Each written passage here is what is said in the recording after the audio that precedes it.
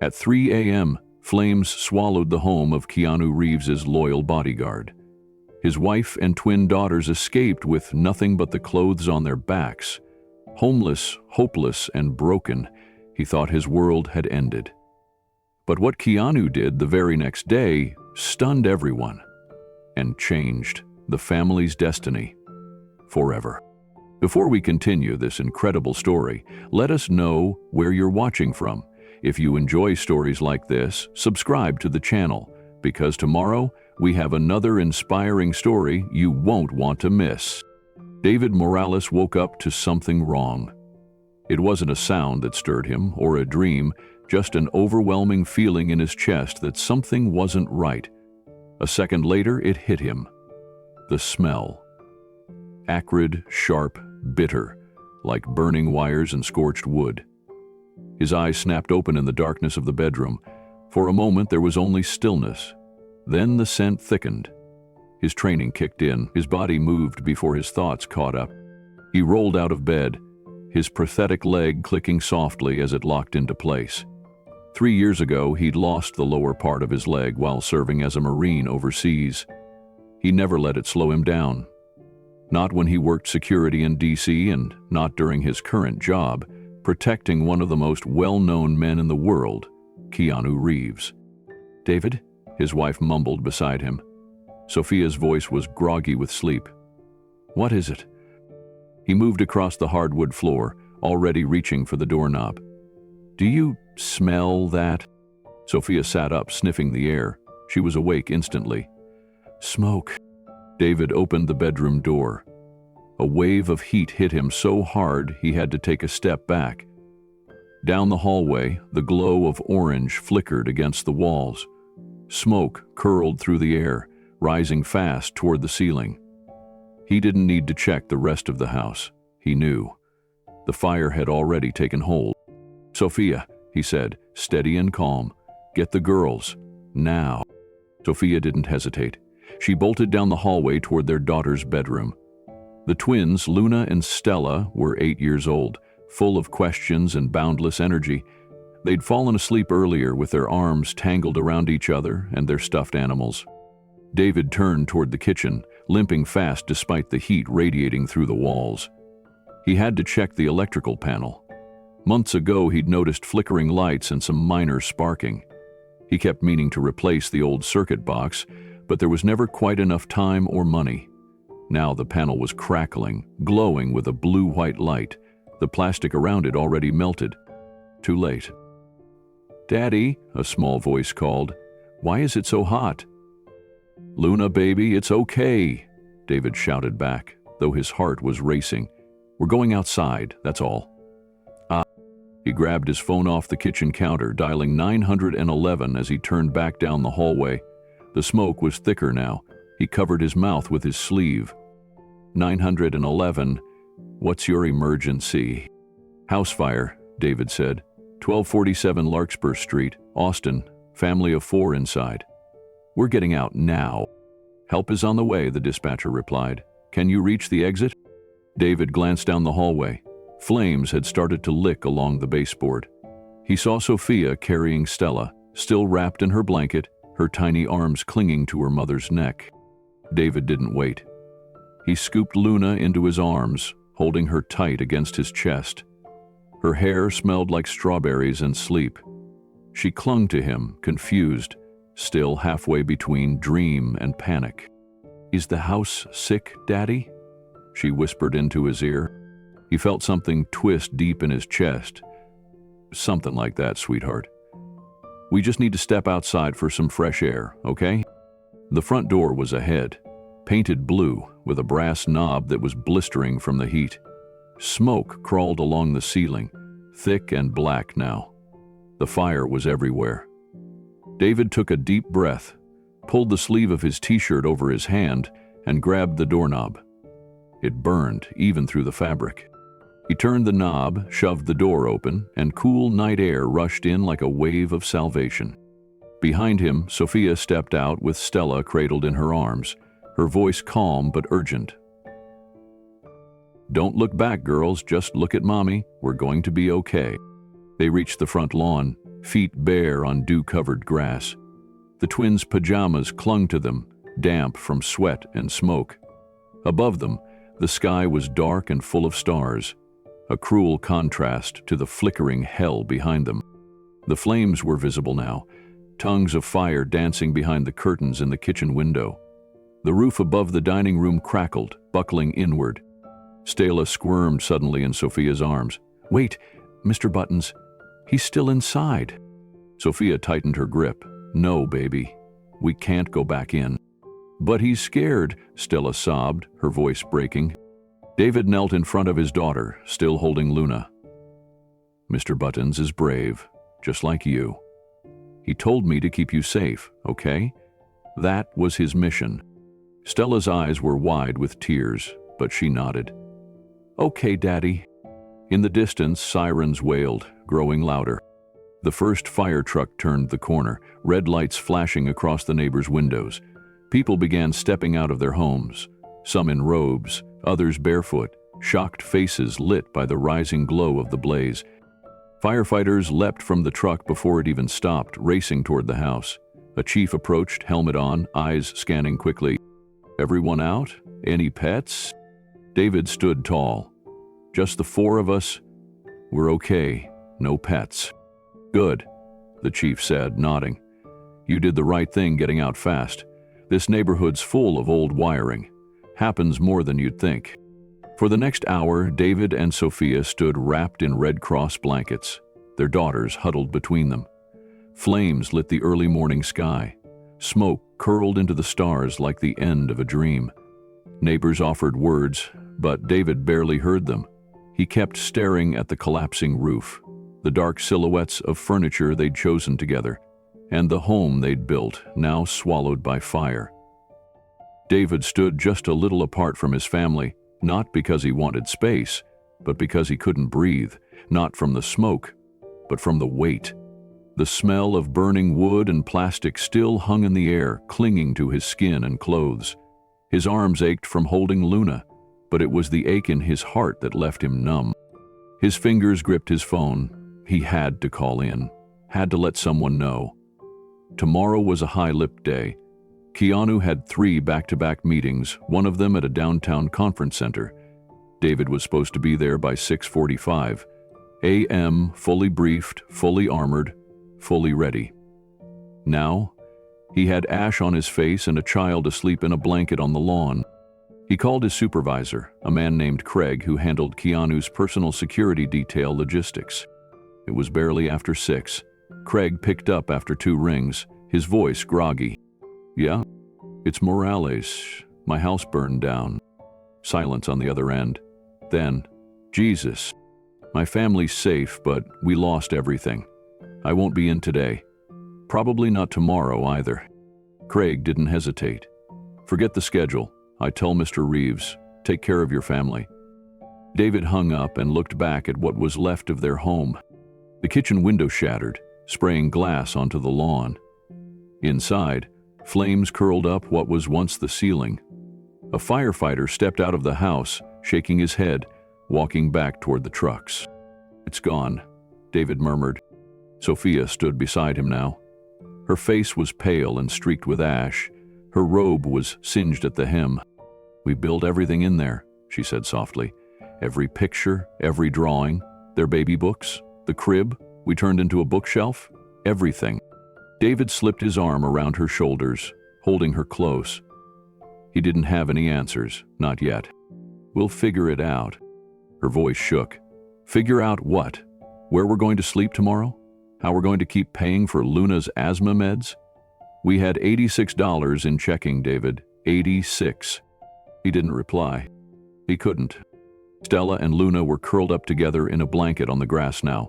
Stella's tear-streaked cheeks were pressed against her sister's shoulder. Luna whispered something. Only her twin could hear. David dropped to a knee, watching them. He had faced combat. He had survived injury and surgery and months of rehab. But this was helplessness. He stared at the still-burning bones of his house, the place where birthdays had been sung, homework done, bedtime stories whispered. And he realized something terrifying. They had nothing left, and he had no idea what came next. But what none of them knew, not even David, was that someone had already heard what happened. And by morning, their lives would be forever changed. The sun crept over the horizon like it didn't know what had happened. Its golden light touched everything. The rooftops of nearby homes, the still damp grass, the smoke-stained faces of David's neighbors, and finally, the blackened skeleton that used to be the Morales family home.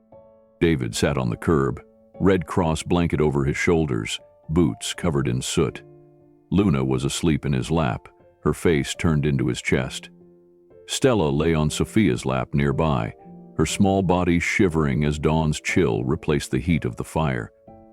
A fire truck still idled nearby, the low hum of its engine the only sound breaking the quiet. They'd been out there for hours, watching, waiting, numb. Sophia shifted, brushing hair from Stella's forehead, her movements slow and tender.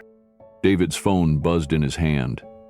Another message from the fire department with a case number and a recommendation for temporary shelter. They could go to a gymnasium on the other side of Austin where cots were lined up wall to wall. It was better than nothing, but the thought of bringing his daughters into that cold, unfamiliar space broke something inside him. Their house wasn't just a structure. It was memory. It was where he taught Stella how to ride a bike on the driveway, where Luna helped bake brownies and spilled half the flour on the floor. It was Friday movie nights, early morning pancake wars, and handwritten notes taped to the fridge saying good luck at school. All of it was gone. "David," Sophia whispered, not lifting her head. "What do we do now?" Her voice cracked on the last word. He didn't answer right away. Instead, he tightened his arm around Luna and looked out at what remained of their home. Then he said quietly, "We figure it out. We always do." He said it like he believed it, like he wasn't drowning inside. Sophia didn't push. She just nodded, rubbing Stella's back. David stood slowly, careful not to wake Luna, and walked over to the smoldering wreckage with one of the firefighters. The man had kind eyes and a face that looked too young to be carrying such bad news. "Any chance we can salvage the garage?" David asked. "Our car was parked there." The firefighter shook his head gently. "Garage caved in. I'm sorry, it's a total loss." David pressed his lips together, looked away, then back. "Insurance will cover this, right?" "Eventually, yeah, but it might take time, especially if it was electrical and the wiring hadn't been updated in years. Could take weeks just to get adjusters out here." Weeks. No car, no home, $86 in the bank. David turned back to his family on the curb. Luna stirred in his arms. "Daddy?" "Yeah, baby." She rubbed her eyes and looked up at him. "Can we go home now?" David's voice caught. He swallowed it down. "Soon," he said softly. "Real soon." David set Luna down gently on the curb and kissed the top of her soot-smudged head. She curled up next to her sister under the shared blanket, their twin bodies drawn together by instinct more than awareness. They didn't fully understand yet. They thought this was temporary, a break from routine, like a camping trip or a drill, but it wasn't. Sophia stood beside David now, arms crossed tight across her chest, as if holding herself together. Her eyes were fixed on the hollowed-out house. The bedroom window where the girls had once drawn rainbows with washable markers was gone, frame and all. Only charred black wood remained. "I keep seeing it," she whispered. The fire crawling up the hallway, the walls melting, Stella screaming about her elephant. David didn't say anything. His mind had been replaying the same scene on a loop. "I wanted to go back in," Sophia added. "I almost did." He turned to her, voice low. "You got our daughter out. That's all that matters." "I left everything," she said, tears forming again. "I didn't even think to grab the lockbox. All our documents, birth certificates, our passports, it's all in there." David reached for her hand. "We'll get replacements." "And Luna's meds?" she asked. "They were in the fridge." That hit him hard. Luna's asthma inhalers were temperature sensitive. The backups were inside his car, which had melted into the foundation of the garage. He looked down at his phone again. No new messages, no calls, just an impersonal confirmation email from the insurance company that read like a form letter. No promises, just process. He opened his banking app. The balance stared back, $86.47. They were stranded.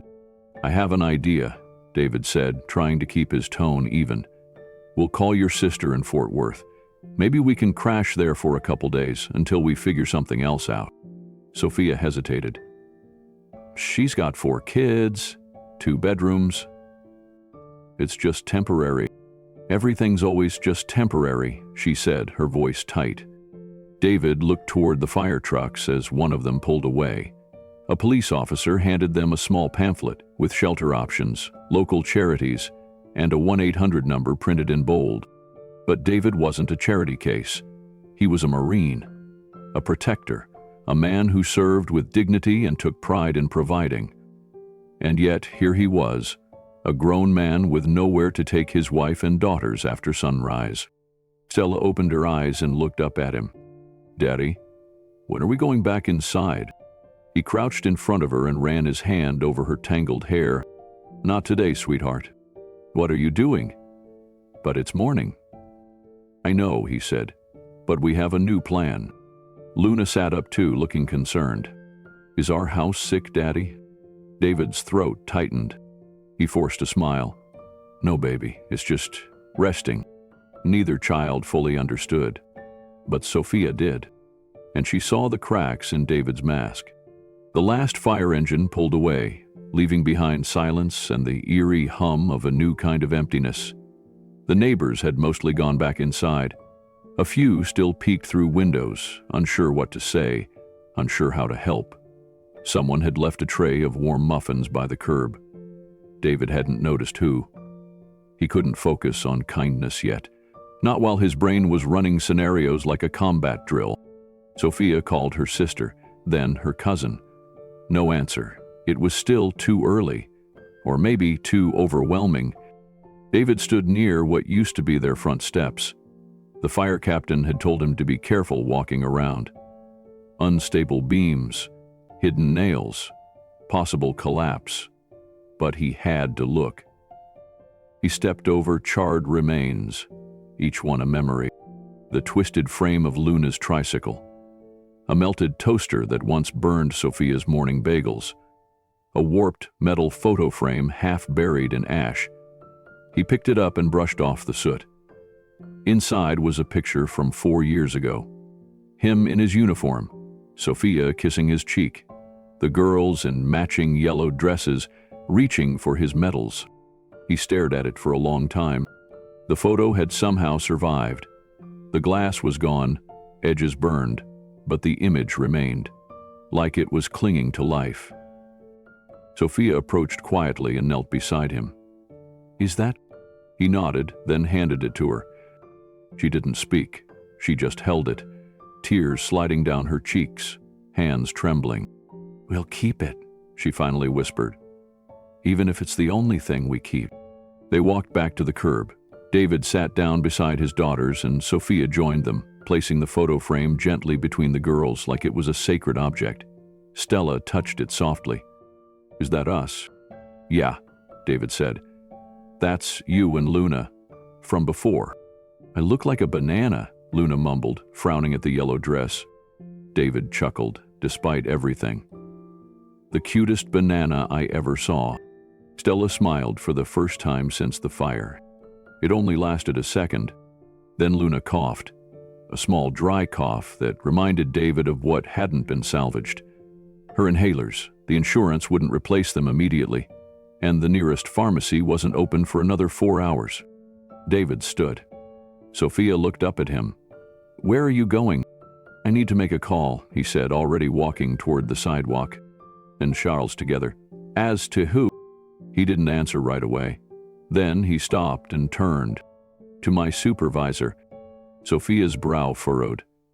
"You're not working today, are you?" "I just need to let him know what happened."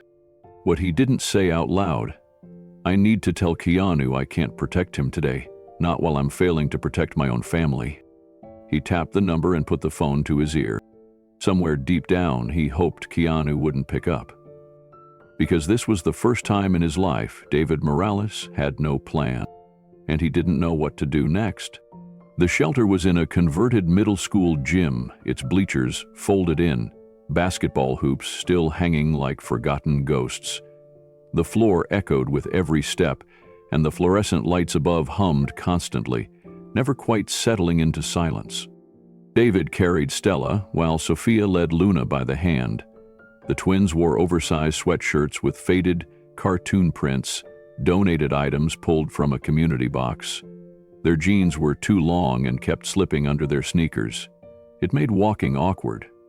Their old clothes, their warm pajamas, their cozy blankets, all gone.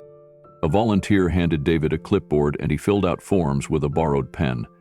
The questions were routine: name, age, marital status, insurance provider.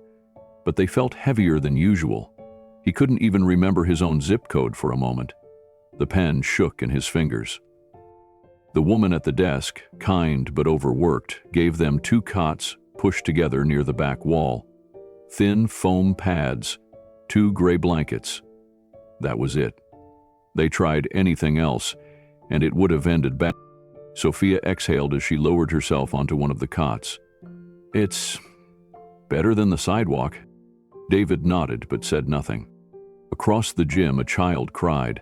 Somewhere else, someone coughed again and again. The air smelled like industrial cleaner, like something trying too hard to erase reality. Luna sat cross-legged on the cot and looked around. Is this like a hotel? Sophia forced a smile. Sort of, but only for a short time. Luna traced her finger across the seam of the blanket. Are they gonna fix our house? David sat beside her, reaching down to untangle the knot in her shoelace. No, baby, they're not fixing it. It's gone. She frowned. But when a cup breaks, Mommy glues it. Can't we glue the house? Sophia's eyes filled again. She turned away under the pretense of arranging their bag of toiletries. David looked into his daughter's hopeful face. No glue big enough for that, sweetheart, he said gently, but we'll build something new. Luna leaned her head against his shoulder. Then, I want the new house to have pink windows. Stella mumbled, barely audible from the other cot, and a bed that doesn't smell like bleach. Sophia pulled out the insurance paperwork she'd salvaged from her email, tapping furiously on her phone. Her hair was tied back in a loose bun. Dark circles hung beneath her eyes. David watched her fingers move across the screen like she was searching for a lifeline in a maze of policies, delays, and broken promises. How long until they pay out? He asked quietly. She didn't look up. They said we need a full damage assessment. An inspector's coming in 3 days. Death? Fast? They're backed up. 2 other fires last night. David leaned back, staring at the ceiling. 3 days just to begin. No clothes, no kitchen, no home. And no call from Keanu? Not even a text. Just silence. David sat on the edge of the cot, elbows resting on his knees, phone clutched loosely in his hand. He had already tried once that morning to reach someone, anyone, connected to work.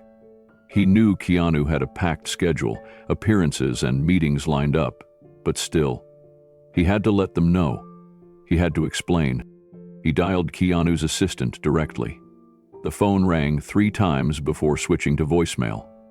He closed his eyes, listening to the polite recorded greeting, then forced himself to speak. This is David Morales, Mr. Reeves' security detail. My house burned down last night. My wife and kids are safe, but we lost everything. I won't be able to report in today. I'll be back as soon as I can arrange care for them. I'm sorry for the disruption. He hung up quickly, like ripping off a bandage. His stomach sank.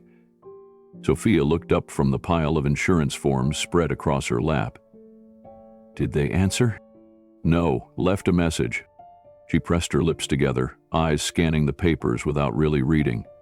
Do you think he'll call back? David didn't answer right away.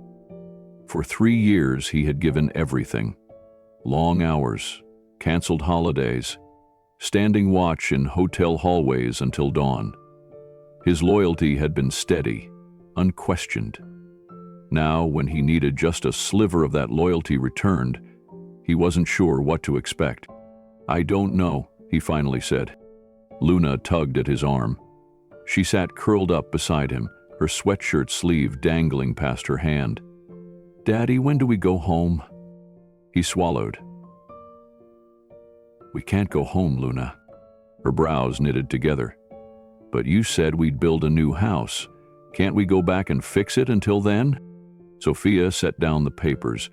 Her voice trembled as she answered for him. "Baby, the fire hurt our house too badly. We'll never be able to sleep there again." Luna's mouth fell open, and for a moment she looked like she was trying to hold her breath against a wave of grief. Then she buried her face into David's chest. Stella, sitting quietly on the cot across from them, hugged her knees to her chest. "So, where do we live now?" David didn't have a real answer. "Here for now, then maybe a motel, then somewhere better after that." She frowned. "So, we don't have a home anymore?" He reached across and squeezed her hand. "Home is where we are together. Doesn't matter if it's a house, a motel, or even this gym. As long as we're together, that's home." The words sounded strong, but inside, he felt hollow. The shelter lights buzzed louder in the silence that followed. Sophia went back to her papers, hiding the tears that threatened to spill. David sat still, the weight of his phone in his palm. He checked the screen one more time. No missed calls, only silence. That night, the shelter felt heavier than the fire itself. The twins lay side by side on their narrow cot, whispering to each other in the half-dark. Every so often, their small voices drifted across to David and Sophia. "Do you think Mr. Peanuts is okay?" Stella asked softly, clutching the corner of her blanket. She was talking about her stuffed elephant, the one lost in the flames. "He's brave," Luna replied after a pause. "Daddy said so. He wants us to stay safe." David closed his eyes, the words cutting deep. He wished he had run back inside for that toy, just to keep Stella from hurting like this. But he knew he had chosen correctly. His daughters' lives mattered more than anything inside. Still, the guilt gnawed at him. Across the cot, Sophia turned restlessly, her phone screen glowing against her face. Insurance claims, temporary housing programs, endless lines of text that never gave comfort. Her exhaustion was etched in every movement, but she pushed forward, because what else could she do? David stared at the ceiling. His mind replayed the voicemail he'd left earlier, the words sounding smaller every time he thought of them. What did it matter to a man like Keanu Reeves, who had a dozen assistants and a fortress of responsibilities? Did loyalty really go both ways? A cry broke the silence. Stella sat up suddenly, eyes wet. "Why does everything break?" she whispered. "Our house, Mr. Peanuts, even my bracelet today. Why does it all go away?" Sophia sat up, pulling her close. "Not everything breaks, baby." "Then what doesn't?" Sophia smoothed her daughter's hair, her voice steadied despite the tremor underneath. "Love. Family. How much we care about each other. That never breaks." Luna scooted closer, wrapping her arms around her twin. "And us. We don't break. We take care of each other." For the first time that day, David felt something shift. His daughters, too young to fully understand, were already clinging to the one truth that mattered most. Everything else could turn to ash, but not this. He leaned forward, gathering all three of them into his arms. The cots were thin, the air stale, the world outside uncertain. But for that brief moment, surrounded by the warmth of the people he loved most, David remembered why he had fought through war, through pain, through a life of sacrifice. Not for houses, not for money, for them. always them. Still, as he finally laid back down, staring once again at the ceiling lights that never dimmed, one thought haunted him. Would the man he had protected with his life for years even care enough to call? He gripped his phone tighter, its dark screen reflecting his face. No answer yet, only silence. David Morales sat on the edge of his cot in the shelter as the morning light bled through the high windows. The air was thick with the mingled scents of disinfectant and stale coffee. Around him, other families stirred, folding blankets and rubbing tired eyes, but his thoughts were far away. He could still hear the sound of the fire tearing through wood, still feel the heat licking at his back as he carried his daughter into the night. That sound, that heat, had marked him forever. He bent forward, elbows on his knees, running his hands slowly down his face. The weight of it all pressed into him. Years of sacrifice, years of being the shield for others while never quite finding shelter for himself. As Keanu Reeves' bodyguard, he had lived in the shadows, always watchful, always ready, missing birthdays and anniversaries to guard a man who was always under threat. He had told himself it was worth it, because it kept his family safe, because it provided a steady paycheck, because sacrifice was what he knew best. But sitting there now, with nothing left but the clothes on his back, he wondered if any of it had truly been enough. Sophia moved quietly beside him, smoothing the twins' donated clothes and tucking them in again as if they weren't already awake. The girls stirred under the blankets, whispering to each other about their dreams from the night. David watched them, his chest tight. They deserved a world without fear. He had promised them that. Yet now he was the one who had failed. His phone buzzed suddenly, jolting him from his thoughts. It was a call he had been waiting for. The insurance company.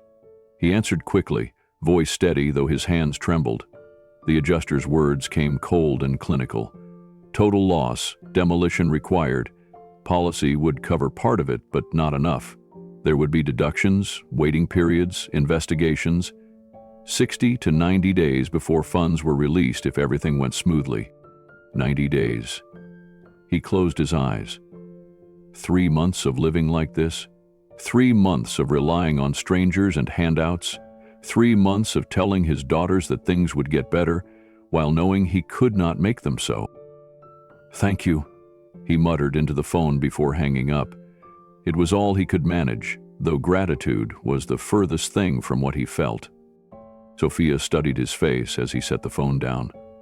Her eyes were red-rimmed, her hair hastily pulled back. She had always been his anchor, but he could see the strain pulling at her edges. She asked softly, "What did they say?" He forced the words out. "It's gone. Everything. They'll pay, but not for months. Even then it won't be enough." She inhaled sharply, but instead of breaking, she simply nodded. "Then we do what we always do. We figure it out." David looked at her, his throat tightening. She was trying to be strong, for him, for the girls, for all of them, but he could see the fear hiding behind her determination.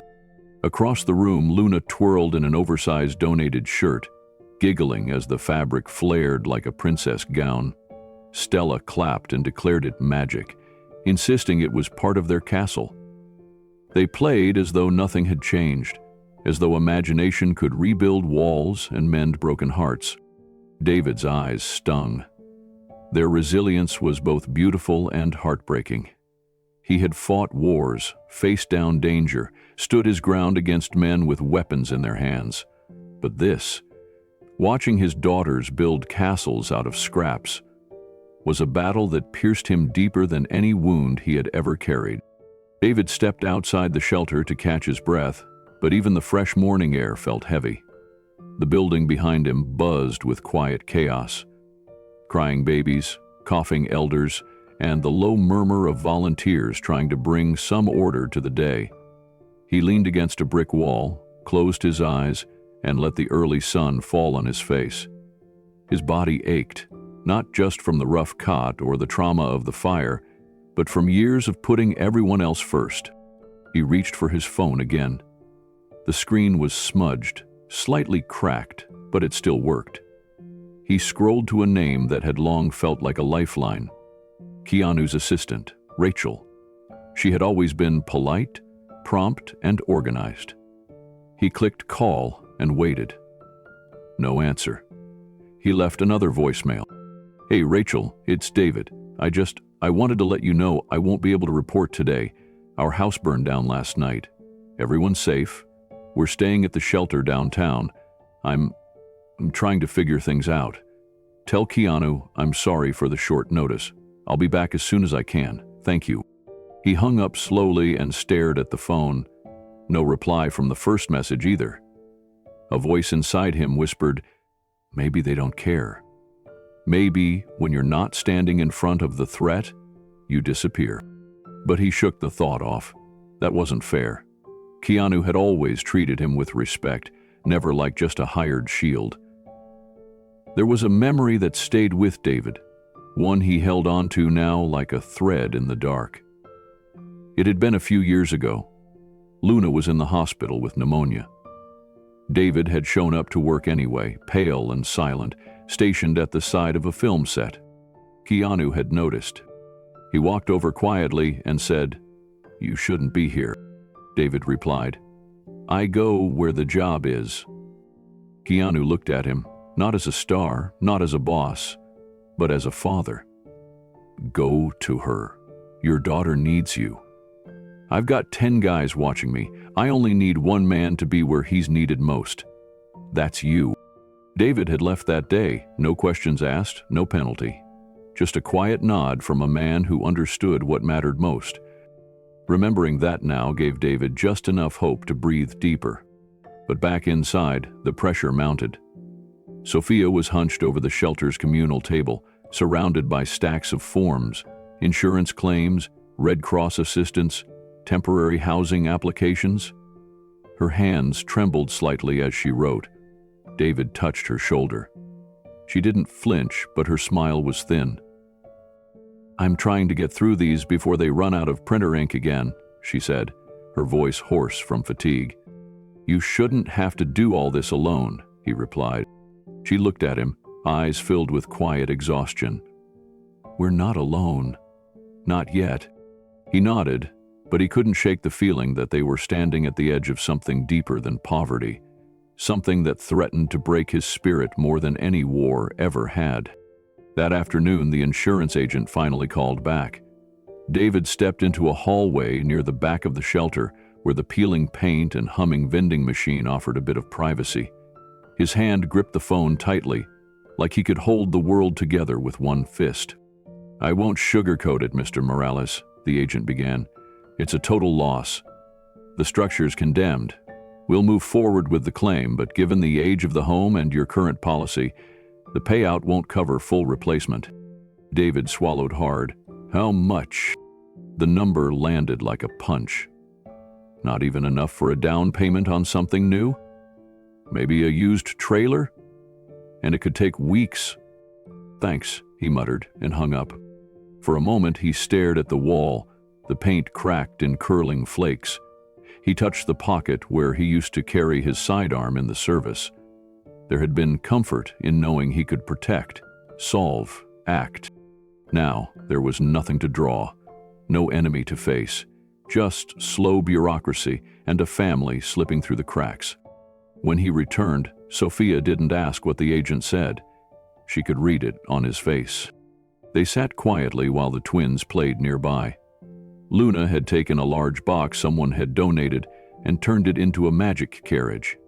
She had scribbled hearts on the sides with a broken crayon and was now trying to convince Stella to climb inside. "It's your castle," Luna said with bright eyes. "We're princesses now. Daddy said so." Stella looked unconvinced. "It doesn't look like a castle." "It's invisible magic," Luna whispered, tapping her finger to Stella's forehead. David's throat tightened.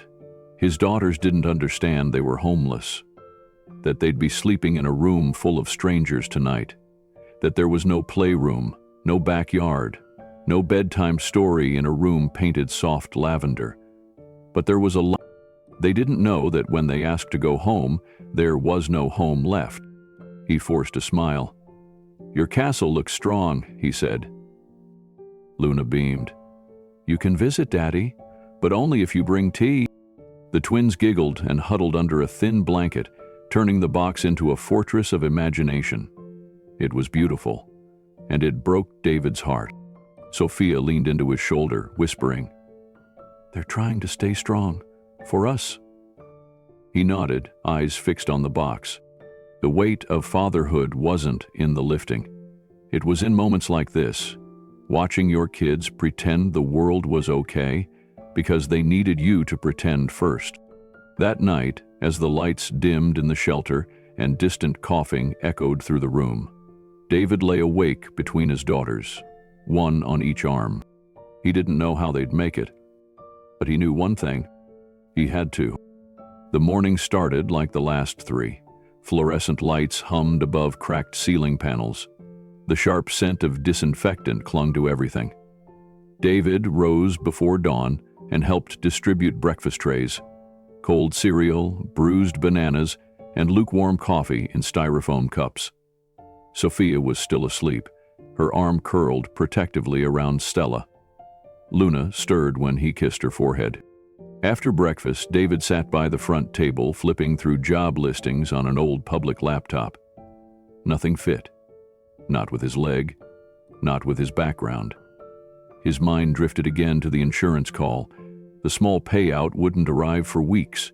The shelter was tolerable for now, but it wasn't a place to heal, only to survive. And the girls deserved more than survival. As he rubbed his eyes, a shelter volunteer approached.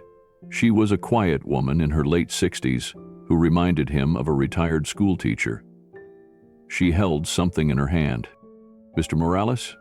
He straightened. "Yes?" "This came for you." She handed him a cream-colored envelope, thick and expensive, with his name written in careful, slanted handwriting. There was no stamp, no postmark, no return address. David blinked. "Who dropped it off?" She shrugged. "It was on the front desk this morning. No one saw." His chest tightened. He flipped it over and opened it slowly. Inside was a single piece of folded paper, the ink dark and deliberate. "Meet me at Zilker Park by the big oak tree. Today at 2 p.m. Come alone. K?" He read it twice. Then, again. The paper trembled in his hand. Wait. It had to be Keanu. His mind raced. Why a letter? Why not a phone call? Why not a text from the assistant or his team? Why this cloak and dagger approach? Sophia noticed the change in his expression as he returned to their cot. "David?" He sat beside her and handed her the note. She read it silently, her eyes narrowing. "Not. Do you think it's real?" "I don't know," he admitted. "But the handwriting, it feels familiar." Sophia looked toward the girls, who were playing on a donated mat with mismatched puzzle pieces and a plastic spoon. "If it's not him, then who?" "No one else knows where we are," he said. "Except his team," she whispered. "Maybe he didn't want to go through them." He nodded slowly. That made sense. Keanu was private, always had been. Maybe he'd heard about the fire and wanted to help. Maybe he just didn't trust the noise around him. Sophia placed a hand on his knee. "Be careful." David looked down at her hand, then back into her tired eyes. "I will. You're not going to tell the girls. Not until I know it's something." She exhaled deeply. "Go. I'll keep them busy." He folded the note and tucked it into his jacket. He didn't know what waited under that big oak tree. But his gut said this wasn't just another sympathy gesture. This was something else. Something big. By 1:30 p.m., David was already on the move. The shelter gave him a basic bus pass, and he'd mapped the route 3 times before finally stepping outside. The Texas sun was ruthless, even in early spring. Heat pressed down like a hand on his shoulders, and the crutch under his arm bit into his side with every step. But he pushed through it. The folded note sat in his shirt pocket, pulsing like a second heartbeat. Each stop the bus made, each turn, made his mind race harder. What if it wasn't Keanu?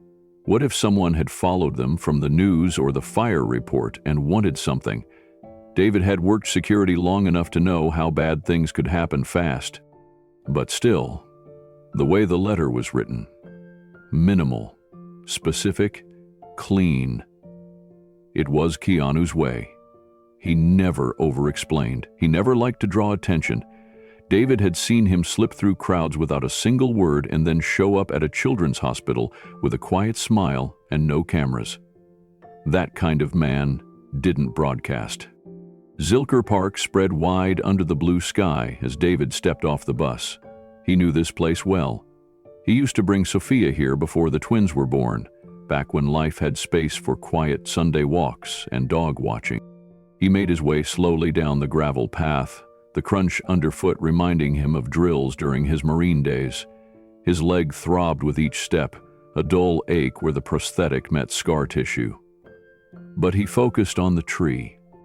There it was, the oak near the edge of the field.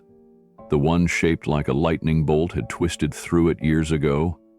He remembered sitting there once with Sophia and drinking iced coffee while she read to him from a battered novel. Now, he wasn't looking for poetry, he was looking for answers. He saw a figure standing under the tree, facing away. The man wore a black baseball cap and sunglasses, his hands in his pockets. He wasn't tall, but his posture was familiar, relaxed but ready, alert in a way only a few people could be without showing it. David's heart picked up. He stepped closer, each step more careful than the last. The man didn't turn right away.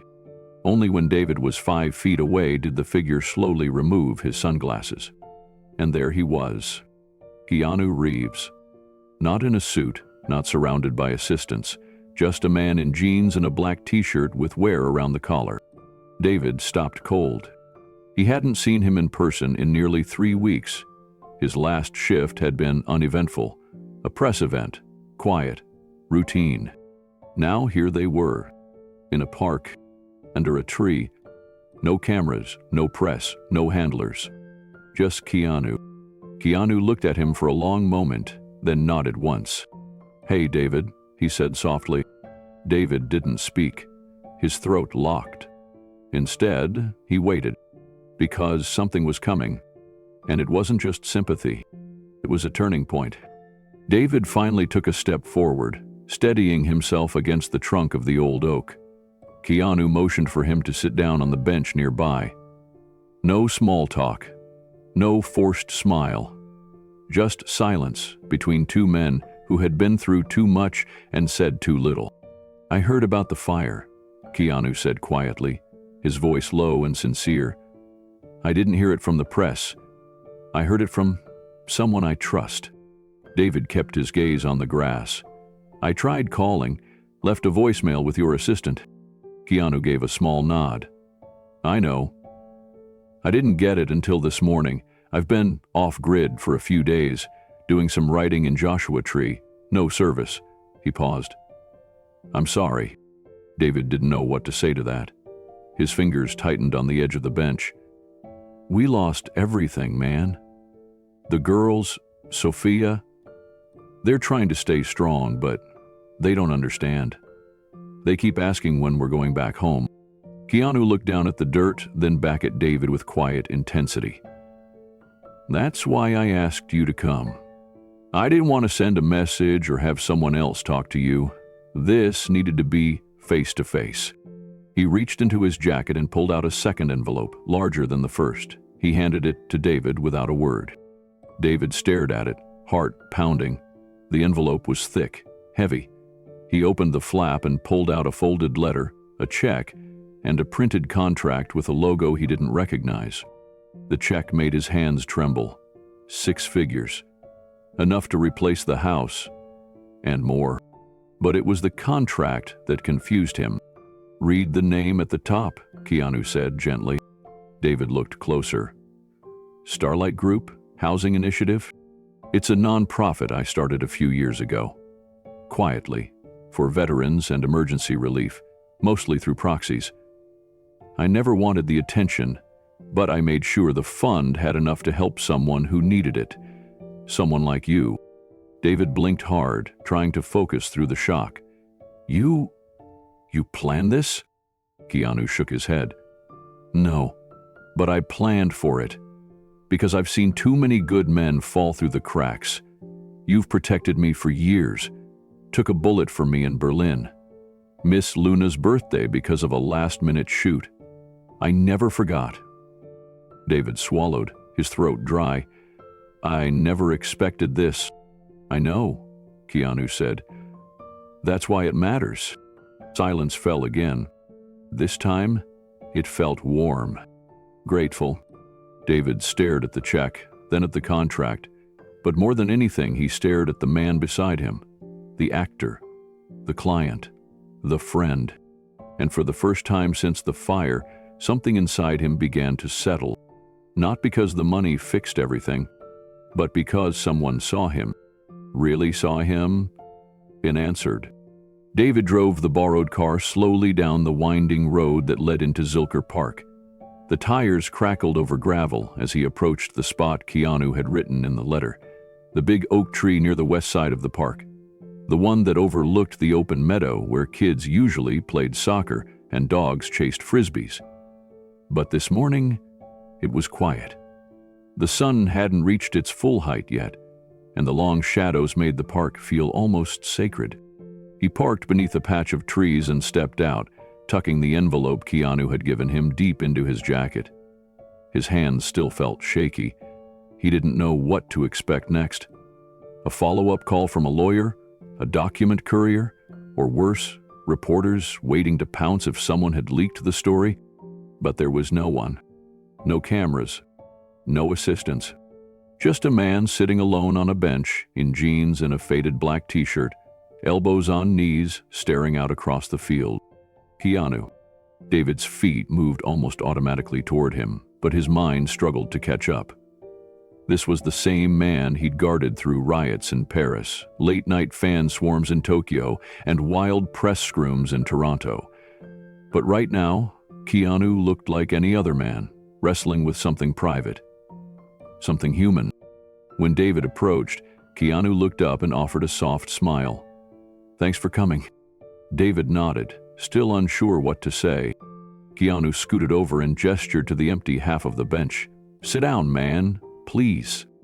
David sat, his body stiff from exhaustion. His back still ached from the shelter's thin cot. His shoes were scuffed, and his shirt felt like sandpaper against his skin after 3 days of living out of donation bins.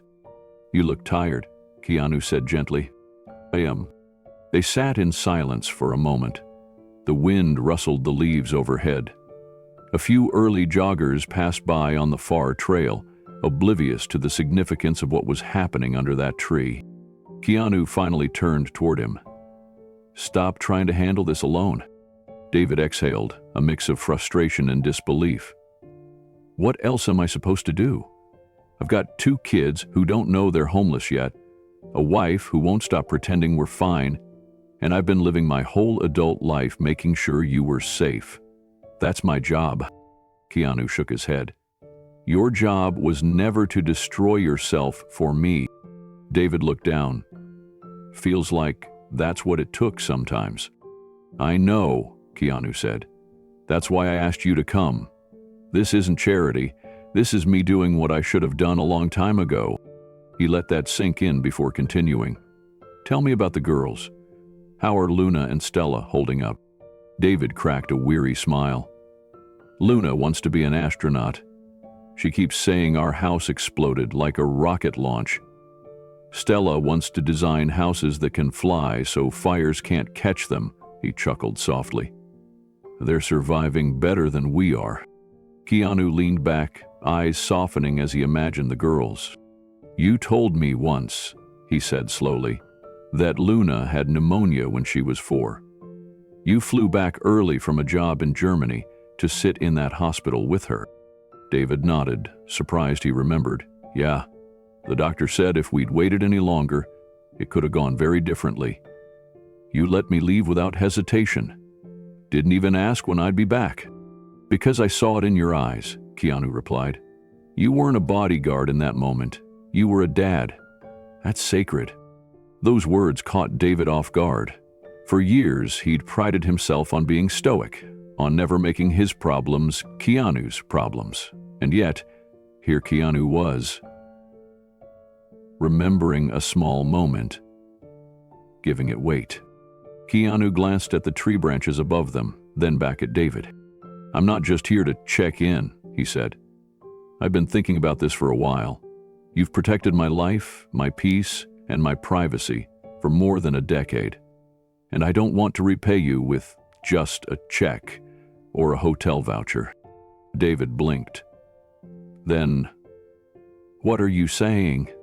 "I want to offer your family a path forward, not just out of the shelter, but into something real, something sustainable, not charity, opportunity." David furrowed his brow. "What kind of opportunity?" Keanu hesitated. "It's still in motion, but I've bought some property outside the city. A large, peaceful plot. It's part of a project I've wanted to do for years. A kind of retreat, a safe space, a place where people can heal, create, live simply. I'm starting with a few families.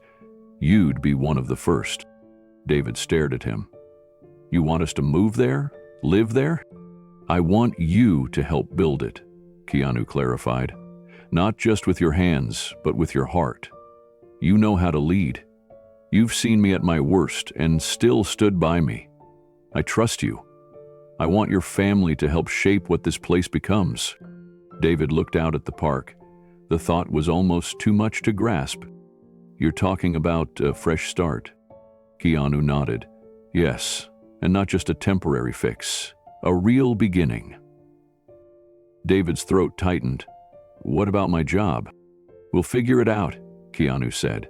"You've earned the right to choose what kind of life you want from here on." The words hung in the air. Not charity, not pity, but trust. And something about that, about being seen, not just helped, moved David more than anything else could have. David sat in silence, stunned by the generosity, but even more so by the sincerity. Keanu hadn't come with cameras or handlers or any grand announcement. He came as a friend, as a man who saw a family drowning quietly and decided to throw a lifeline that didn't scream rescue, but whispered, respect. He looked at Keanu, emotions swirling beneath the surface. "Why me, Keanu? Why us? You could have picked anyone. You've helped so many people in your life." Keanu offered a soft smile. "Because you never asked for anything. You just showed up. Every single time. When my mom had that health scare, you were the one waiting outside her hospital door all night. When paparazzi followed me into a restaurant, you got them out before I even saw them. And when my world felt unsteady after that, rough patch with the press, you kept me grounded. You believed in me when I wasn't sure I believed in myself." David swallowed hard. He remembered all those moments, but he never thought they mattered that deeply. Keanu leaned in slightly. "I believe in paying attention, David, and I believe in family. Not just the one we're born into, but the one we build over time. You're part of mine, whether you know it or not." For a long moment, neither of them said a word. The wind rustled the leaves overhead. Somewhere nearby, a child laughed in the distance. The world kept turning. But something in David's life had shifted forever. Keanu reached into his back pocket and pulled out a small folder. "Here's the address of the land. It's yours if you want it. There's already a small house being renovated, 3 bedrooms, solar panels, even a garden patch. All you need to do is move in and help shape what comes next." David took the folder with shaking hands. Inside were sketches of a modest but beautiful home surrounded by trees, with space for the girls to run and play. It looked like something out of a dream. He looked back up, voice trembling. "I don't know how to thank you." "You don't need to," Keanu said gently. "Just say yes." David nodded slowly, the tears finally escaping down his cheeks. Then yes. Yes. Keanu stood and placed a hand on his shoulder. "Good. Go tell Sophia and the girls. You don't have to explain everything. Just tell them they're going home."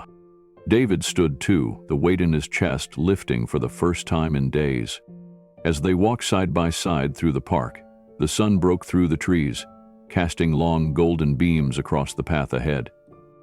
For the first time since the fire, David didn't feel like he was walking away from something. He felt like he was walking toward it. David sat behind the wheel of the borrowed sedan, hands still trembling slightly from the conversation that had just taken place.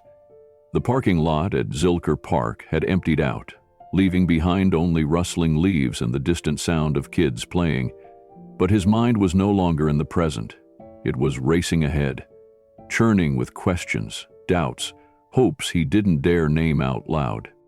He hadn't expected to see Keanu standing under that oak tree, alone, no entourage, no assistance. And he certainly hadn't expected the words that came out of his mouth. Bring them all. This isn't just about a job, it's about a future. David replayed the line over and over in his head as he pulled into the shelter's makeshift parking zone.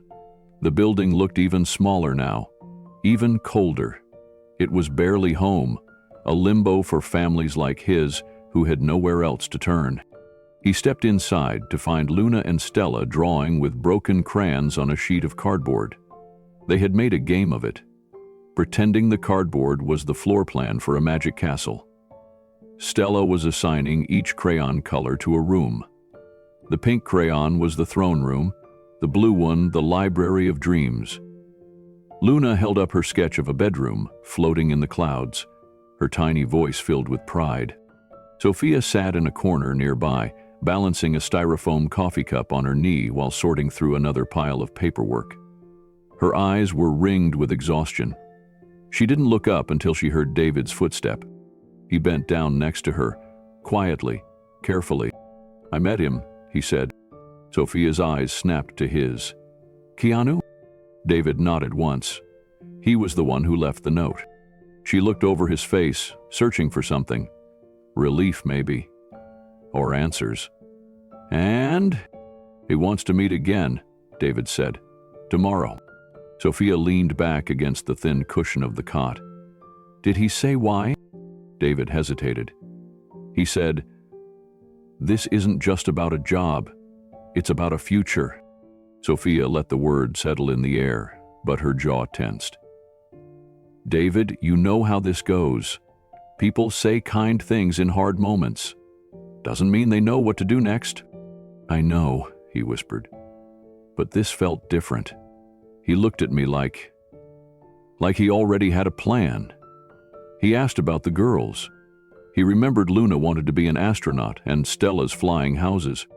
Sophia turned toward the twins, watching them draw and laugh like the world outside wasn't burning.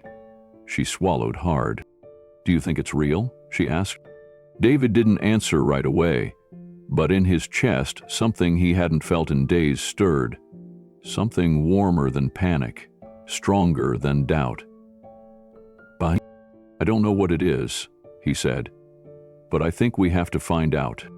The next morning, the shelter's routine unfolded with its usual hum of uncertainty.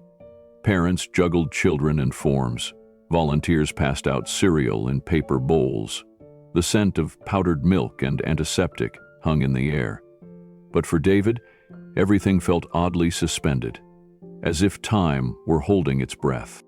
He dressed the girls in the best of the donated clothes they had. Luna found a pink jacket with a glittery heart stitched on the back, slightly too big for her. Stella's jeans didn't match her shoes, but she made it work with a bright yellow scarf tied like a superhero cape. They were beaming, unaware of the weight in their father's chest. Sophia stood quietly behind him, holding his hand while watching the girls dance around their temporary room. She didn't ask again what this meeting was about. She could see it in his eyes. He didn't know. But she could also see something else. A flicker of that steady strength he used to wear like armor back when everything felt secure. It wasn't fully back, but it was trying. At 10:43 a.m., Keanu's assistant finally returned David's call. "We got your message. He didn't want to wait. He wanted to see you directly." David stood by the shelter's payphone, pressing the receiver hard against his ear. "He said he wanted us to come somewhere today. Do you know where?" A pause, then, "Yes, the address is being sent to your phone. It's outside the city. Bring your family. Keanu said everything would make sense once you arrive." The call ended, No further instructions. David turned toward Sophia, who was already gathering the girls' things with quiet efficiency. "So, we're going?" she asked. "We're going." They packed what little they had into a borrowed duffel and a plastic grocery bag. No one asked where they were going. At the shelter, most people knew better than to question sudden departures. People left all the time. Sometimes for new jobs, sometimes for court hearings, sometimes simply because hope had run out. The borrowed car, a faded Toyota Corolla that a local church volunteer had let them use for appointments, hummed uncertainly as they headed west on the highway. The city fell away behind them. First the glass towers, then the strip malls, then the warehouses and motels that dotted the outskirts like broken pieces of a forgotten puzzle. David drove with both hands tight on the wheel. Sophia rode in silence, watching the road signs blur past. In the backseat, Luna and Stella sang quietly to themselves, inventing songs about rainbow rockets and pancake planets. For a moment, David looked in the rearview mirror and saw not just his daughters, but a glimpse of the life he once believed he could give them. Safe, magical, unbroken. He didn't know what Keanu was planning, but for the first time in days he wanted to believe in something again. The GPS led them down a winding private road flanked by dense trees and open meadows. It didn't feel like a studio lot or a mansion or any kind of celebrity compound. This place felt secluded, peaceful, intentional. At the gate, a small security booth came into view, but the guard simply waved them through with a nod as if he'd been expecting them. No questions, no ID, just a quiet gesture of welcome. David exchanged a glance with Sophia. Her eyebrows were raised, but she said nothing. As the car crested a small hill, the facility revealed itself. A sleek, modern structure made of glass, wood, and stone. It looked less like a house and more like a retreat center or an art school nestled in nature. There were gardens, a greenhouse, an outdoor amphitheater, even a treehouse suspended between two giant oaks. "What is this place?" Sophia whispered. David had no answer. Keanu stood near the entrance, dressed simply in a gray shirt and jeans, hands in his pockets. There was no entourage, no press, no flashing cameras or assistants with clipboards. Just him, and a quiet, expectant smile. The moment the car stopped, Luna threw open the door and ran up the path. "Keanu!" she squealed. He crouched and opened his arms wide, and she launched into them without hesitation. He scooped her up, twirled her gently, then looked up at Stella, who was hanging back shyly by the car. "You must be the engineer," he said, eyes twinkling. "Come, show me how to build a castle in the trees." Stella's face lit up like dawn. She bolted forward, grabbing his hand. David stepped out, heart thudding. He expected formality. Instead, Keanu just gave him a firm hug. "No cameras," David murmured. "No cameras," Keanu replied. "Not today. Not ever. This isn't for headlines." Sophia approached slowly. Keanu turned to her and offered his hand, but she surprised him by pulling him into a gentle embrace. "Thank you," she said softly. "Whatever this is, thank you." Keanu nodded. "It's a beginning." He turned and gestured toward the main building. "Let me show you something." They walked as a group, following a gravel path past a garden where children's drawings hung from clotheslines in the sun. There were other families there, some gardening, others painting murals on the side of the structure, a few playing instruments under a shaded canopy. "This place," Keanu said, "is called the Circle." David's brows drew together. "What is it?" "A school, a home, a chance, built for families who've lost theirs, or nearly did." Keanu looked down at Luna, who had now discovered a swing hanging from one of the trees and was begging Stella to push her. Then he turned back to David and Sophia. "I don't want to just give you money. I want to give you roots and wings. This isn't about charity, it's about building something together." David stood frozen, not out of confusion but out of disbelief that such grace could exist without condition. David didn't sleep much the night before. Even after they returned from the first visit to the retreat Keanu had called the Circle, his mind had raced with questions. What was this place? What did Keanu mean by roots and wings? Was it a charity project, a job offer in disguise, or something entirely different? He lay awake next to Sophia, watching the ceiling of their temporary shelter as the sound of distant traffic echoed through cracked windows. His daughters, curled up beside each other under donated blankets, looked peaceful. But David knew peace didn't come easy. Not after the past few weeks, not after the fire, the loss, the uncertainty. And yet here was Keanu, stepping in, not as a celebrity, not even as a boss, but as a man trying to offer something deeper. At 8 a.m. sharp, David climbed behind the wheel of the same borrowed car. Sophia packed a small bag with snacks and water, still unsure what to expect. The girls, however, were already buzzing. Luna had drawn a rocket ship on her notebook and labeled it Luna 9. Stella clutched a folded piece of paper she said was a floating house blueprint.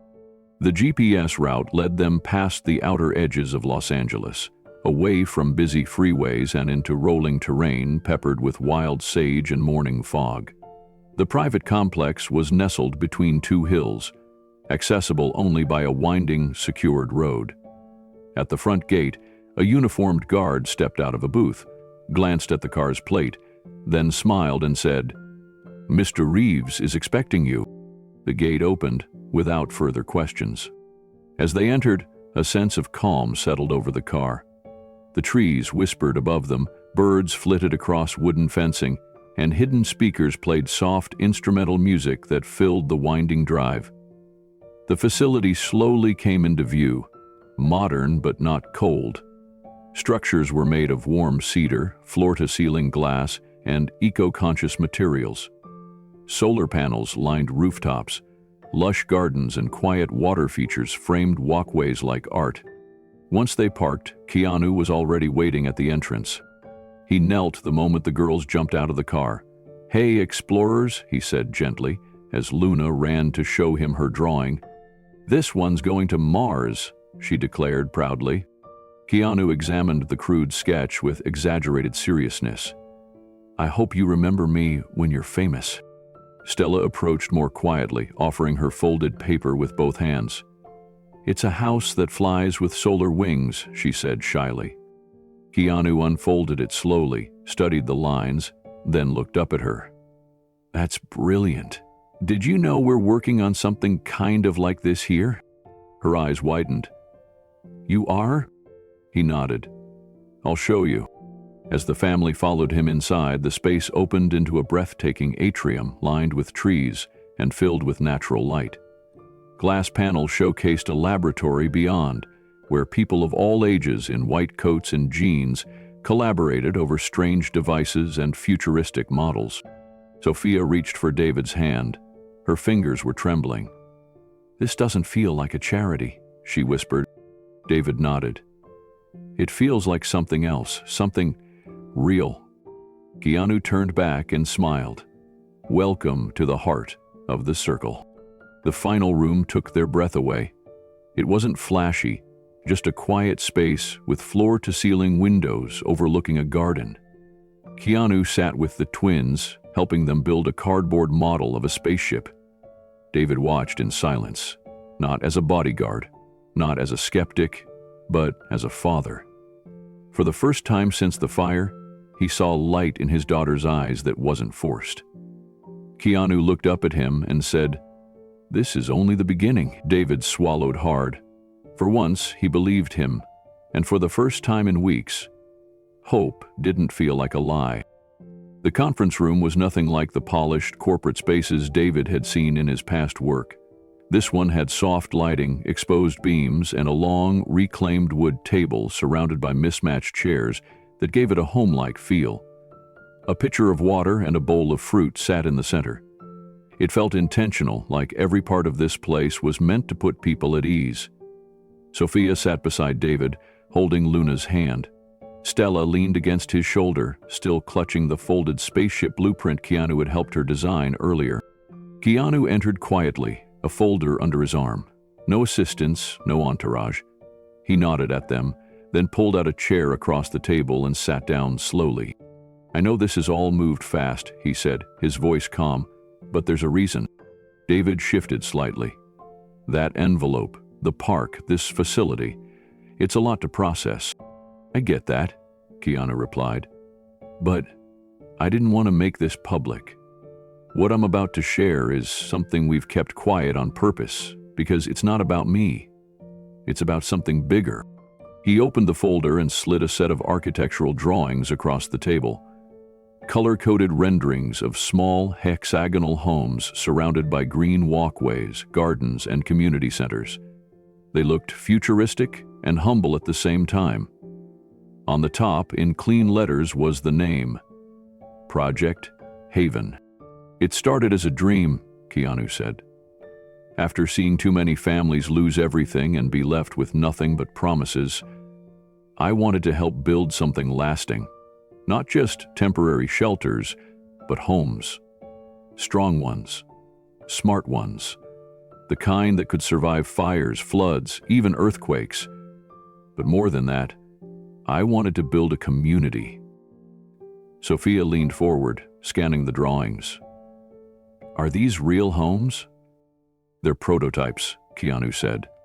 "Fully livable, self-painted, tested for resilience. We've partnered with engineers, climate scientists, educators, even artists. Each family who lives there isn't just a resident. They're a collaborator. They give feedback, help improve the systems, and most importantly, they heal. Together." David frowned. "And you're inviting us to, what, move in?" Keanu smiled faintly. "Not just move in. I'm asking you to lead security for the entire program. We're about to expand. New locations, more families, more moving parts. I trust you, David. You've protected me longer than most people have stayed in my life. But this is your chance to protect something bigger than me. A vision. A future." David stared at him, stunned. His mind raced, not with fear, but with something he hadn't felt in weeks. Purpose. David glanced at Sophia, who looked just as stunned. Luna and Stella had gone quiet, their eyes wide, absorbing every word. The idea of a safe home, built for people like them, didn't feel real yet. David cleared his throat. You're talking about rebuilding lives," he said slowly. "From the ground up." "Yes," Keanu replied, "but not as charity, as a collaboration. These families aren't just receiving help. They're shaping what help looks like. And you, and your family, you've already lived what most people only imagine. You've felt the fear of losing everything. That makes you the perfect people to help others through it." Sophia's eyes welled with emotion. We were trying to survive. I never thought someone would think of us as leaders in anything." Keanu leaned forward slightly. "Sophia, I saw you hold your family together with nothing but your bare hands and your voice. I saw the strength in how you stayed calm when David broke down.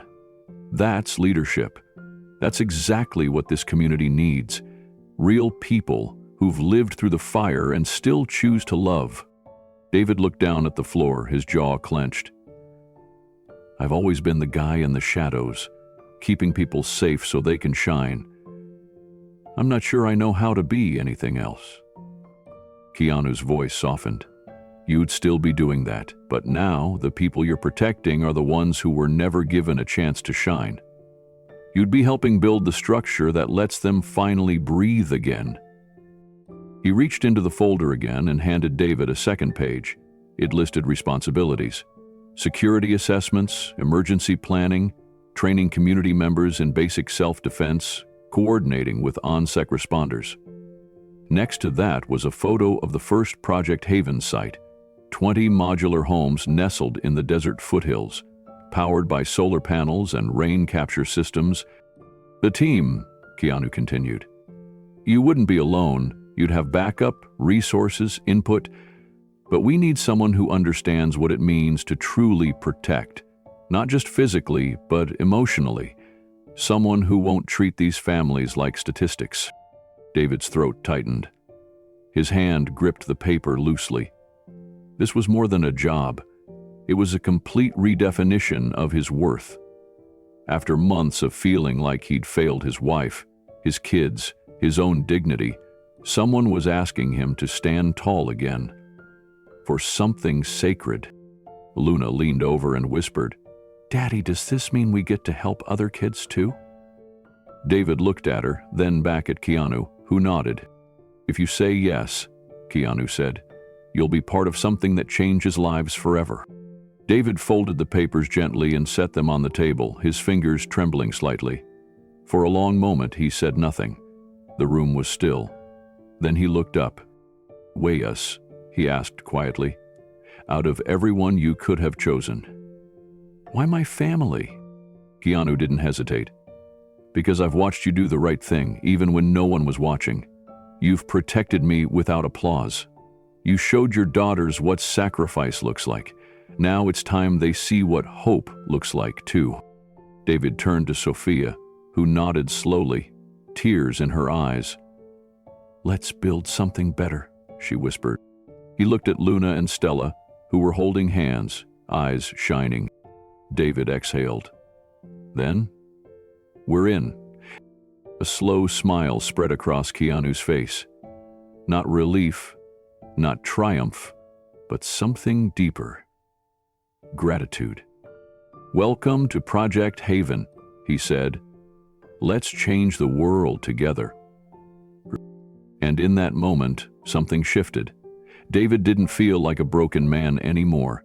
He felt like a guardian again, not just of a celebrity, but of a dream far bigger than his own. For the first time in months, the future didn't feel like a threat. It felt like a promise. Back at the motel, the thin motel curtains filtered the amber glow of the street lamp outside.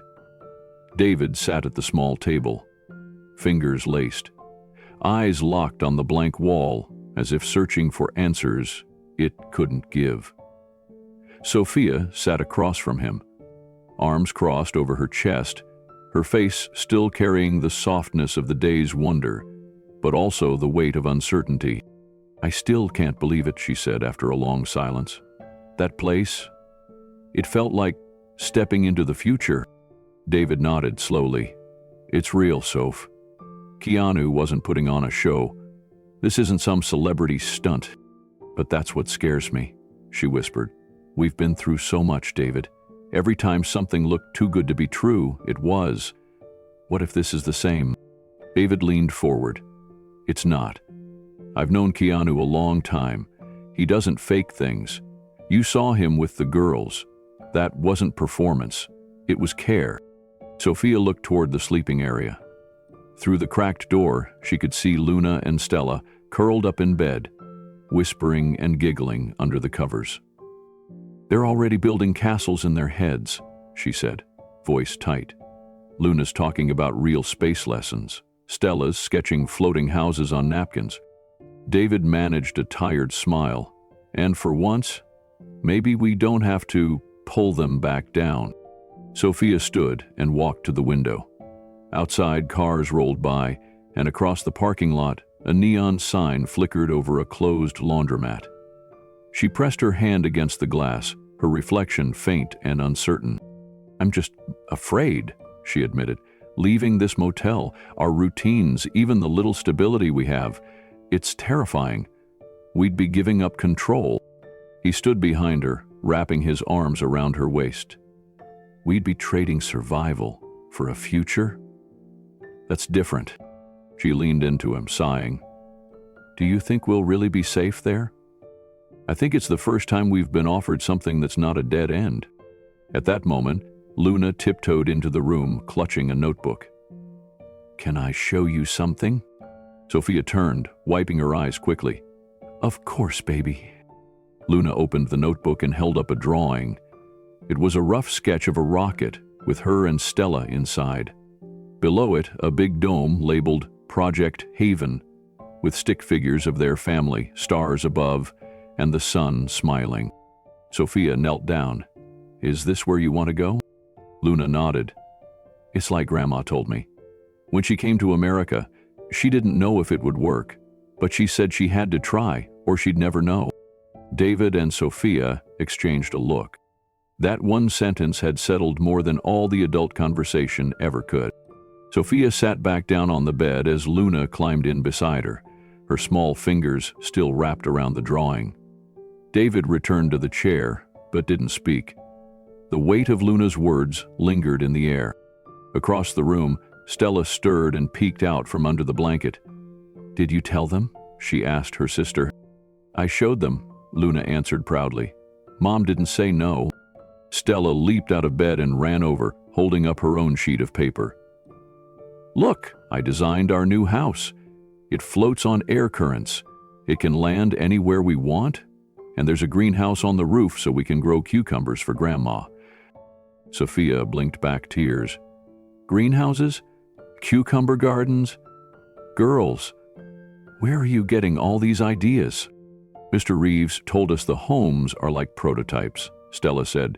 "He said they'll need families who imagine big, like astronauts and inventors." David let out a soft chuckle.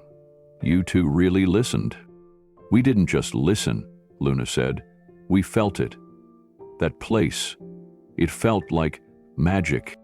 The room fell quiet again. Then Sophia's phone buzzed on the nightstand. It was her mother calling through FaceTime. Sophia answered. Her mother's face filled the screen, tired but warm. "Hi, sweetheart, how was the visit?" David leaned in. "Hey, Mom." "Hi, David. You both look tired, but there's something different in your eyes." She paused, then added, "What's going on?" Sophia hesitated, glancing at the girls. "Mom?" "Keanu made an offer, a real one." Her mother narrowed her eyes. "What kind of offer?" David explained. "It's called Project Haven. It's not public yet. It's a community being built for families like us. A place to start over. He wants me to lead security." There was a long pause. "You're leaving?" her mother asked, voice soft. Sophia took a deep breath. "We're thinking about it, but it would mean giving up everything here. Even if everything here is just this motel." "You mean giving up being stuck," her mother corrected gently. "Maybe that's not such a bad thing." "But Mom," Sophia said, "you always told me to be careful, not to jump too fast." Her mother nodded. "Yes, and I meant it. But I also told you how I came here with one suitcase and no English. I didn't know if I'd ever belong, but I had to believe there was more than what I left behind." Sophia's lips trembled. "You're not just leaving," her mom added. "You're leading your daughters to something better, just like I tried to do for you." David reached over and took Sophia's hand. Sophia whispered, "It's scary." "I know," her mother said, "but sometimes the right path feels that way." Luna leaned in toward the screen. "Grandma, will you visit us there? If there's cucumbers on the roof, I wouldn't miss it for the world." Laughter spilled into the room like sunlight breaking through heavy clouds. Sophia smiled for the first time all night. "Okay," she said softly. "We say yes." As the motel lights dimmed, the family gathered together in one bed, tangled in blankets and dreams. David pulled the girls close, their sketches tucked between the pillows like secret blueprints of the future. Sophia lay on his other side, fingers laced with his, eyes wide but steady. They didn't have all the answers, but they had each other. And now, something even more powerful: hope. Somewhere beyond that motel window, Project Haven waited. A new life, a new start. And for the first time in a long while, they weren't just surviving, they were choosing to live again. The morning came with a soft knock at their motel door. Outside stood a driver in a black suit, standing beside a sleek black SUV that glinted in the rising sun. There was no extravagance about him, just quiet professionalism and a gentle nod as David opened the door. "Mr. Reeves has arranged everything," We'll be on the road in 10. Sophia quickly gathered their bags, her hands shaking slightly. Luna and Stella were already dressed, their backpacks filled not just with clothes, but notebooks, colored pencils, and big dreams. David scanned the motel one last time. Faded carpet, humming fridge, a tiny window that never quite opened right. It had been shelter, but now it was time to leave it behind. As they stepped out, they saw two more families joining the caravan. A woman held a toddler close to her chest, while a man with a prosthetic leg helped an elderly father into the SUV behind them. Their eyes met briefly with David's, and there was something quietly familiar there. Weariness, yes, but also a flicker of courage. The ride was quiet at first. The girls sat beside each other, staring out the window, pointing at clouds. Sophia leaned into David, the silence between them filled with emotion too dense for words. They passed familiar streets, then unfamiliar ones, until even the city seemed to dissolve into rolling hills. After about 45 minutes, the SUV turned onto a winding road bordered by thick trees. A discreet sign marked the entrance: Project Haven. The gate opened slowly as cameras above scanned the vehicle, and security personnel gave polite nods. One even smiled warmly and said, "Welcome. Mr. Reeves is expecting you." Inside the facility, everything changed. Gone were the sterile concrete and metal David expected from private complexes. Instead, the entire landscape was thoughtfully designed. Open fields, solar-paneled rooftops, community gardens teeming with herbs and vegetables, wide curved paths where children on scooters wove between flower beds. As the SUV pulled to a stop, a woman greeted them wearing a badge that simply read, "Isla Welcome, Coordinator." Her voice was calm and kind.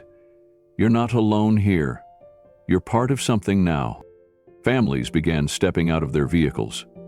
David noticed the same mixture of awe and uncertainty on their faces as he imagined was on his own. One little boy immediately ran toward a butterfly, laughing. Another girl about Luna's age held her father's hand tightly until she spotted a swing set. Slowly, like thawing ice, warmth began to spread. Isla guided them through a shaded walkway that opened into a large circular building made of wood and glass. Inside, soft music played and chairs were arranged in a wide, welcoming circle. The room smelled of lavender and fresh-baked bread. A table at the back offered juice, sandwiches, and hot soup. As families took their seats, a gentle voice welcomed them over the speaker system. It was Keanu's voice, pre-recorded. Calm, grounded, personal. Each of you here today has carried the weight of something heavy. Loss, uncertainty, fear. But you've also carried love, courage, and the will to keep going. That's why you're here. Project Haven isn't just a program. It's a place where your strength is honored, your stories matter, and your future begins. A hush settled over the room as the message ended. For a moment, no one moved. Then a volunteer stepped into the circle, smiled, and began introductions. One by one, families shared just a little: where they came from, how old their kids were, what they hoped for.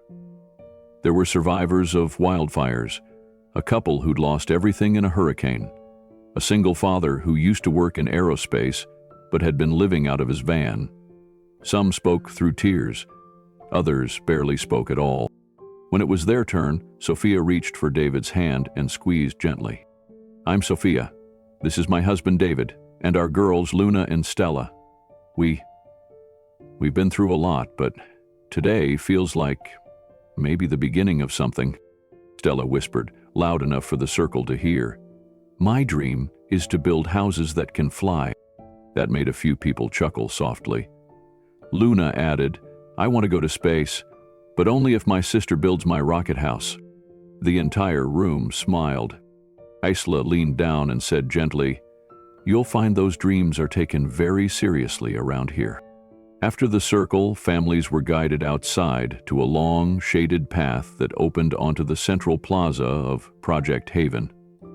It looked like a miniature village, modern and efficient, but somehow peaceful. Houses weren't crowded. Each one had space, solar panels, shaded porches, and gardens already in bloom. Volunteers handed out small maps and explained the layout. There were specialized zones, education pods, innovation labs, wellness centers, even a playground designed by children themselves. Sophia took in the layout, amazed by the detail. David remained quiet, eyes scanning the environment like a soldier, but not with suspicion, more like he was preparing to protect it. They reached their assigned house. It was small but elegant, wood and stone textures, a wraparound porch with 2 rocking chairs. Inside, the furniture was simple but new, a kitchen stocked with fresh produce. A note set on the counter. "Your story matters. Welcome home." Okay. Luna ran to the window and pointed outside. "Stella, look! There's a telescope." The girls dashed out to the backyard, where a small astronomy station had already been set up, clearly tailored for children. Stella turned and shouted, "Daddy, this feels like home already." David stood frozen for a second, those words hanging in the air. He looked over at Sophia, who had tears in her eyes but was smiling for the first time in days. And in that moment, for the first time since the fire, it didn't feel like they were running anymore. That night, the family sat on the porch, watching the stars rise above Project Haven. Luna curled beside her mother, pointing at constellations. Stella sat on David's lap, fiddling with a miniature toolkit someone had gifted her. A soft breeze moved through the trees, carrying laughter from nearby houses. David looked around and said quietly, "This place, it's more than safe. It's sacred." Sophia nodded, her voice barely a whisper. "Maybe this is what healing looks like." As the girls dozed off in their arms, Keanu's words echoed in David's mind. Protect something bigger, a community. He finally understood. And accepted. The electric hum of the dome's automatic doors welcomed them into what looked like a dream built with purpose. The Morales family stepped inside, eyes wide as they took in the sight of their new quarters. Their apartment was spacious, clean, and quietly luxurious. A soft ivory carpet lined the living room, and modern furnishings blended sleek lines with warmth. Walnut wood, cozy textures, and light flooding through curved skylights. Everything was ready, down to a welcome basket on the kitchen island, with their names printed on a note. "Welcome home, Morales family." Luna was the first to speak. Her voice came out in a whisper, as if afraid to disturb the magic. "It feels like we're living in the future." Her words settled in the room like a quiet confirmation. Sophia clutched her chest. Not from fear this time, but from something deeper, a swelling gratitude that almost hurt. She walked to the window and drew back the curtain, revealing an interior courtyard lined with fruit trees and a quiet water feature. Other families were arriving across the central garden, many with kids clinging to their parents' legs, their faces just as uncertain as she had felt days earlier. David took in the details like a soldier on patrol. He scanned the apartment for exits, located the security panel discreetly built into the wall, and opened the utility closet to find a compact emergency kit already stocked. Motion sensors lined the baseboards, cameras disguised in light fixtures. Nothing invasive, just intentional, quiet protection. For the first time in years, he didn't feel like a guest in someone else's world. Stella ran her fingers along the wall's edge, which emitted a soft blue glow as her hand passed over it. "Look, Mommy, it lights up when I touch it." David smiled and crouched beside her, examining the panel.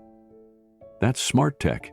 It senses presence and adjusts light levels automatically." Sophia knelt beside them. "It's beautiful, but more than that, it's safe." They hadn't felt this kind of safety in a long time.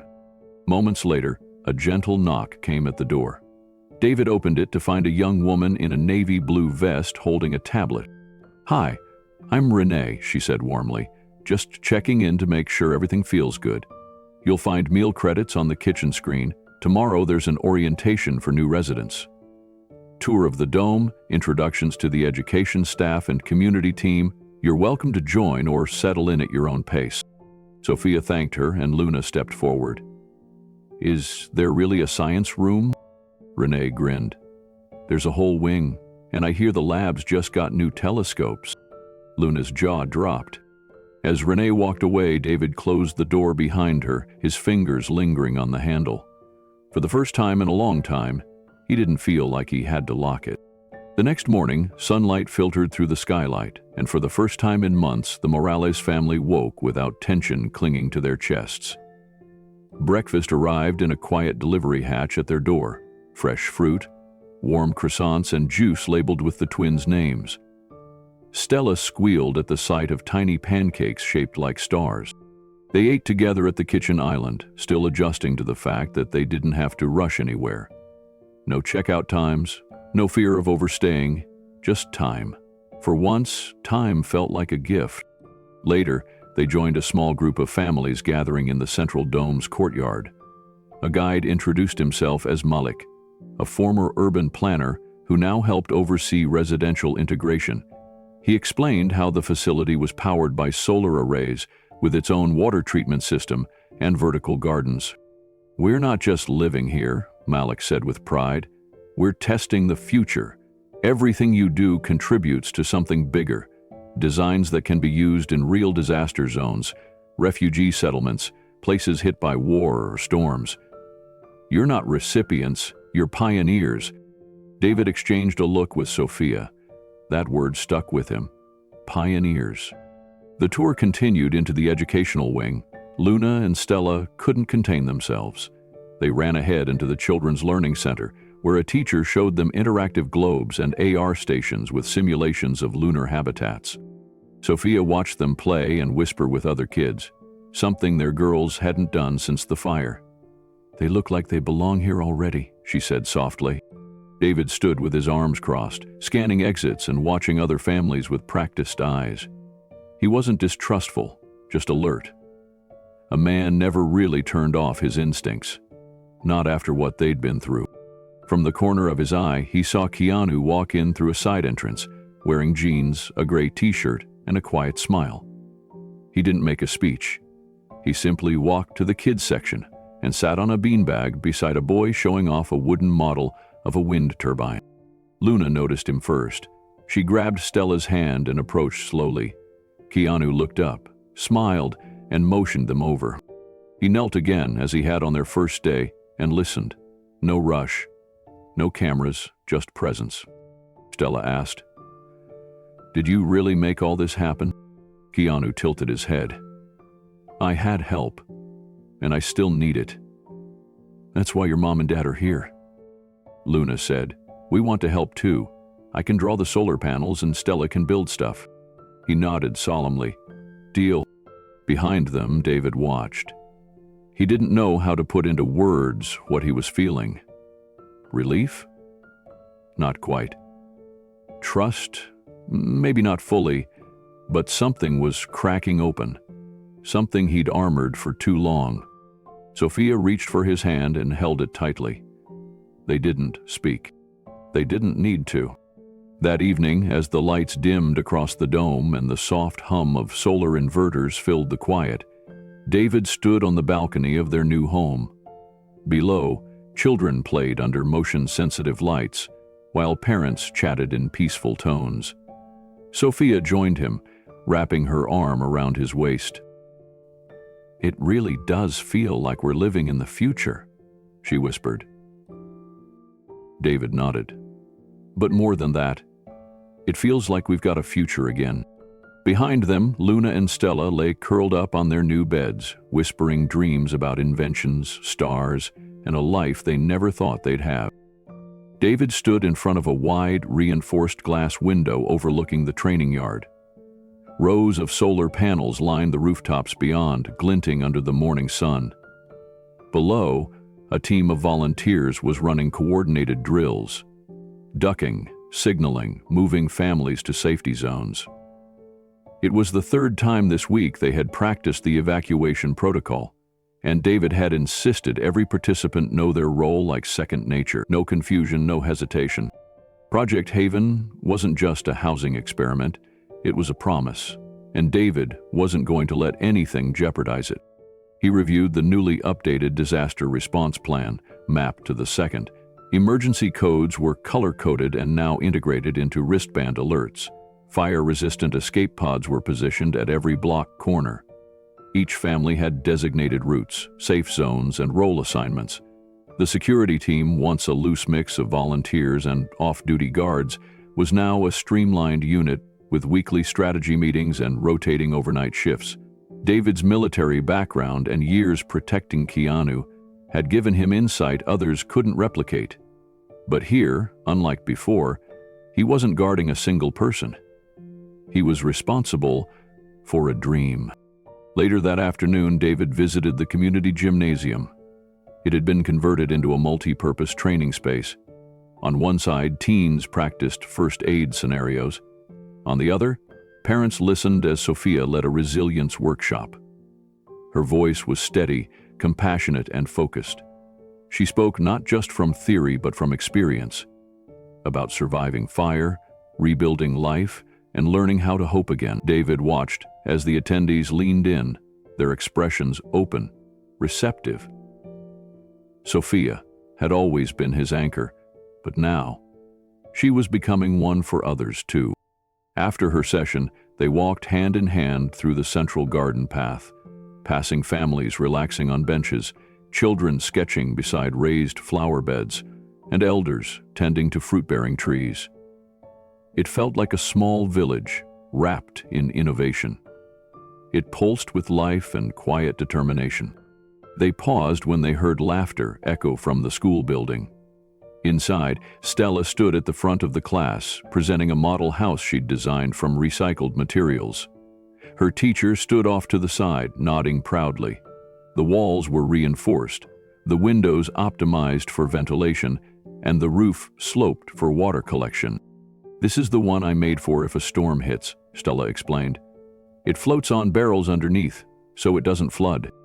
A group of visiting architects stood along the back wall, clearly impressed. One whispered to another and snapped a picture. Sophia squeezed David's hand. "She's 10, she whispered. David nodded, throat tight. "And she's already building the future." That evening, David sat in his new office inside the security hub. A curved, glass-walled room overlooking both the residential zones and the tech labs. Blueprints covered one wall. Live security feeds occupied another. His desk, simple but sturdy, held neatly stacked manuals and a framed photo of his family, taken on their second day at Project Haven. In the picture, Luna held a telescope, Stella held a sketch pad, and Sophia stood in the middle, arms wrapped around them both. David leaned back in his chair and rubbed his temples, absorbing the quiet hum of the facility at night. It was the kind of peace he hadn't known in years, not just the absence of chaos, but the presence of purpose. Earlier, he had held a full debrief with the night shift guards. They walked through updated rotation schedules, blind spot reports, and planned drone coverage to monitor the facility's perimeter. One of the younger guards, Marcus, had asked if they were expecting trouble. "No," David had replied calmly. "But we prepare as if we are, because the day you stop preparing is the day you start failing." Marcus had nodded solemnly, and others took notes. In a small way, David saw himself in that young man.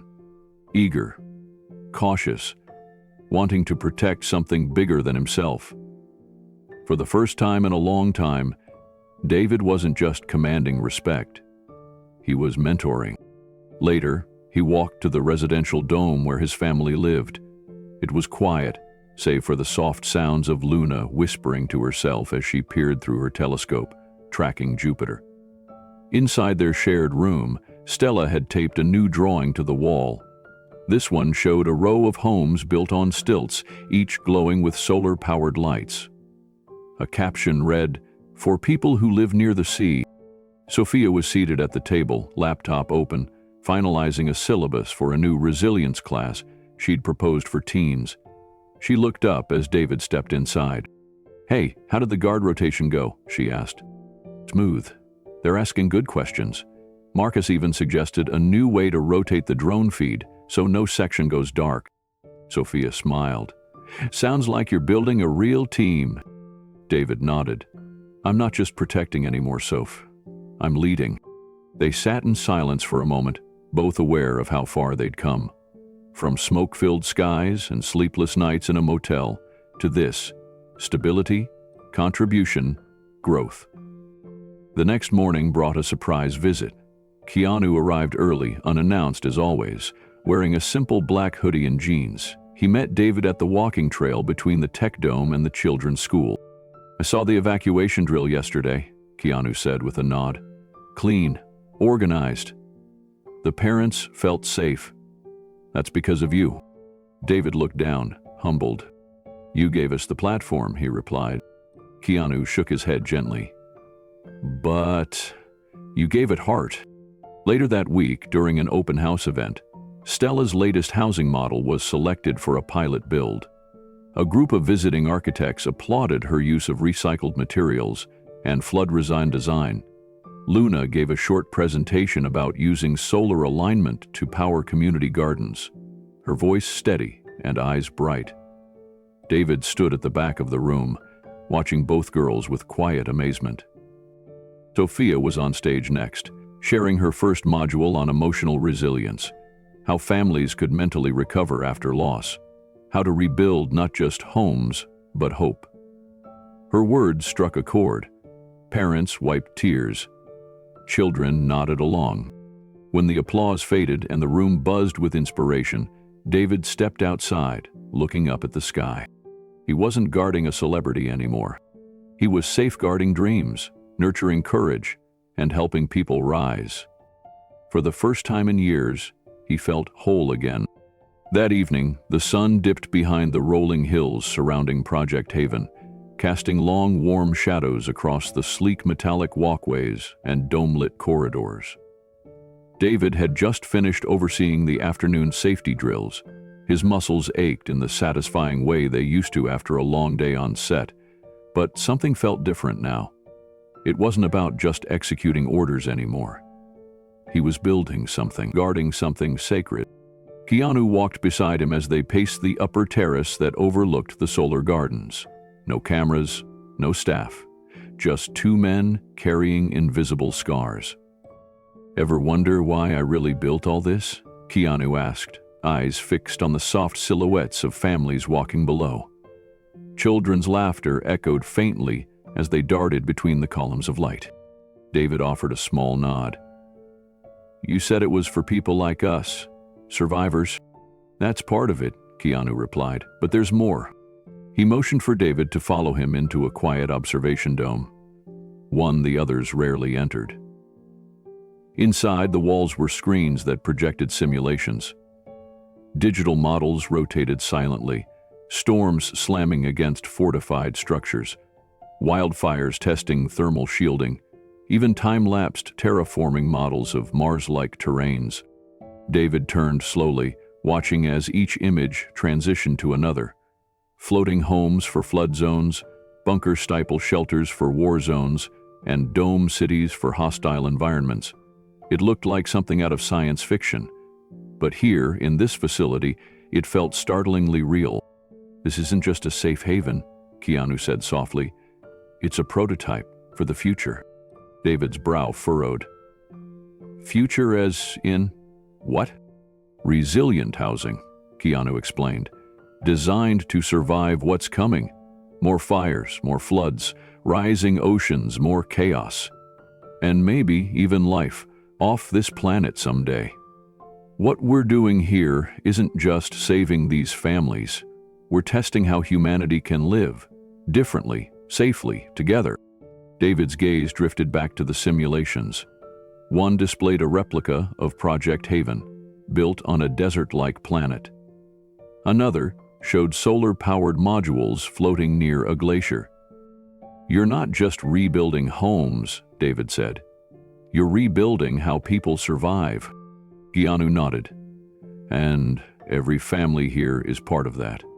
Every child who learns how to grow food in the vertical gardens, every mother who teaches another kid to read, every person who learns how to live with purpose again, they're pioneers.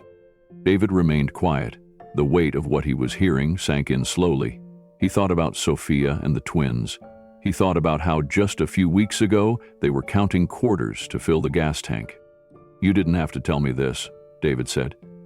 "You could have kept the secret. I didn't want this to be another one of those billionaire projects where people don't even know they're being used. This isn't that. I chose you because you know how to protect people, but more importantly, you understand loss."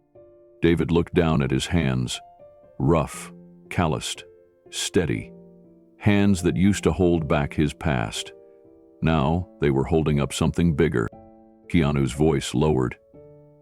"You see, when I was a kid, I moved around a lot. My mom did her best, but we never stayed anywhere long. And when we did find a place that felt like home, something would happen. An eviction, a fire, a man walking out. I don't talk about it much, but those years shaped me." David studied Keanu's face. It was rare to see the weight behind the kindness so plainly revealed. It was the look of a man who didn't just remember his pain, he built something out of it. Keanu continued, "I remember one winter, we were staying in this run-down apartment in Toronto. The heater broke, and we had no hot water for weeks. I was about Luna's age. I used to wrap my sister Kim in towels I'd warmed up on the stove. She was sick, so thin. I'd sit beside her at night, terrified her shivers would stop." He turned back to the screens, watching one simulation that showed a young boy in a thermal-insulated room, holding his sister in a dome-shaped shelter. The resemblance wasn't coincidence. I swore that if I ever had the power, I'd make sure no child had to feel that cold again. David felt his throat tighten. The images, the mission, the shelter, all of it made sense now. It wasn't just science or philanthropy. It was memory, turned into purpose. "You're trying to save the version of yourself who never got saved," David said quietly. Keanu nodded. "And the versions of you and Sophia and all those families out there. We didn't just bring them in to help them, we're learning from them.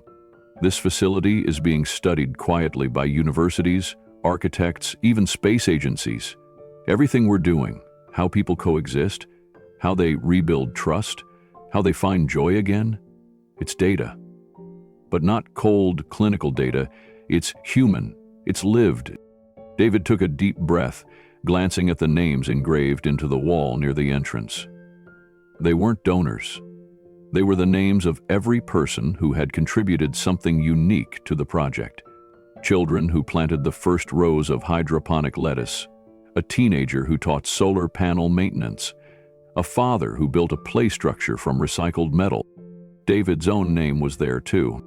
He hadn't noticed it before, but now it glowed gently with a soft light, next to Sophia's, Luna's, and Stella's. "I was just trying to protect my family," he whispered. "I didn't realize we were part of something this big." Keanu placed a hand on his shoulder. "You're not just a bodyguard anymore, David. You're a foundation stone. You and your family are living proof that healing is possible, that new worlds can be born out of the ashes of the old." David swallowed hard, emotion swelling in his chest. He thought about the community, about his daughters laughing in the classroom, about Sophia teaching resilience to children who had every reason to give up. David stood outside that evening, watching the artificial sky inside the dome slowly fade to twilight. Children laughed in the background. Sophia's voice echoed as she taught a group of teens how to breathe through fear. Luna and Stella raced past him, giggling, full of dreams again.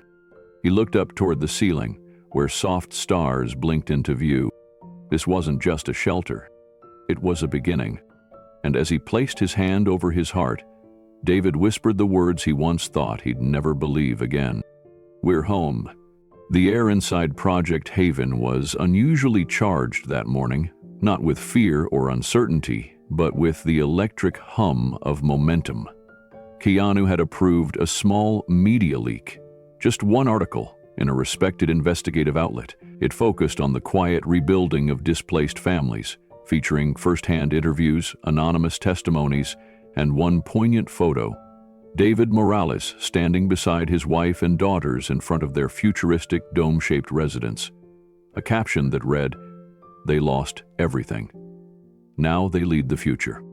Within 24 hours, it went viral. Messages poured into the internal server. Journalists requesting interviews, architects asking for blueprints, survivors of other disasters sending letters of hope, begging to be included. David hadn't been told the article would include his family, but he didn't object. Instead, he read every line of the piece in silence, eyes narrowing on a single quote from Sophia. "We were running out of hope, and then someone opened a door." He hadn't known she'd said that. As the story spread, so did inspiration. Philanthropists and investors, some anonymous, others famous, reached out to Project Haven. A former astronaut offered to help expand the program to spacefaring architecture. A tech billionaire sent over a design team. And one by one, local communities around the country started replicating the model. Self-sustaining pods, renewable energy systems, trauma-informed schooling. David was pulled into more meetings, not as a bodyguard, not even as a retired military man, but as a spokesperson, as a symbol, as a leader. He wasn't used to the attention, his hands still instinctively curled when standing at a podium.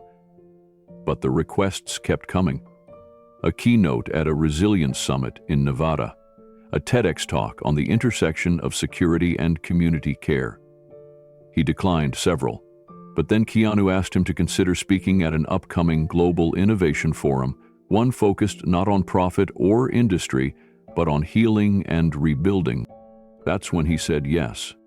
The auditorium was packed, not with celebrities or world leaders, but with volunteers, architects, trauma counselors, and families who'd fled fires, hurricanes, or war zones. Some sat in wheelchairs, others clutched notebooks, children, or translators. All eyes were on the man at the center of the stage. David adjusted the microphone with steady hands.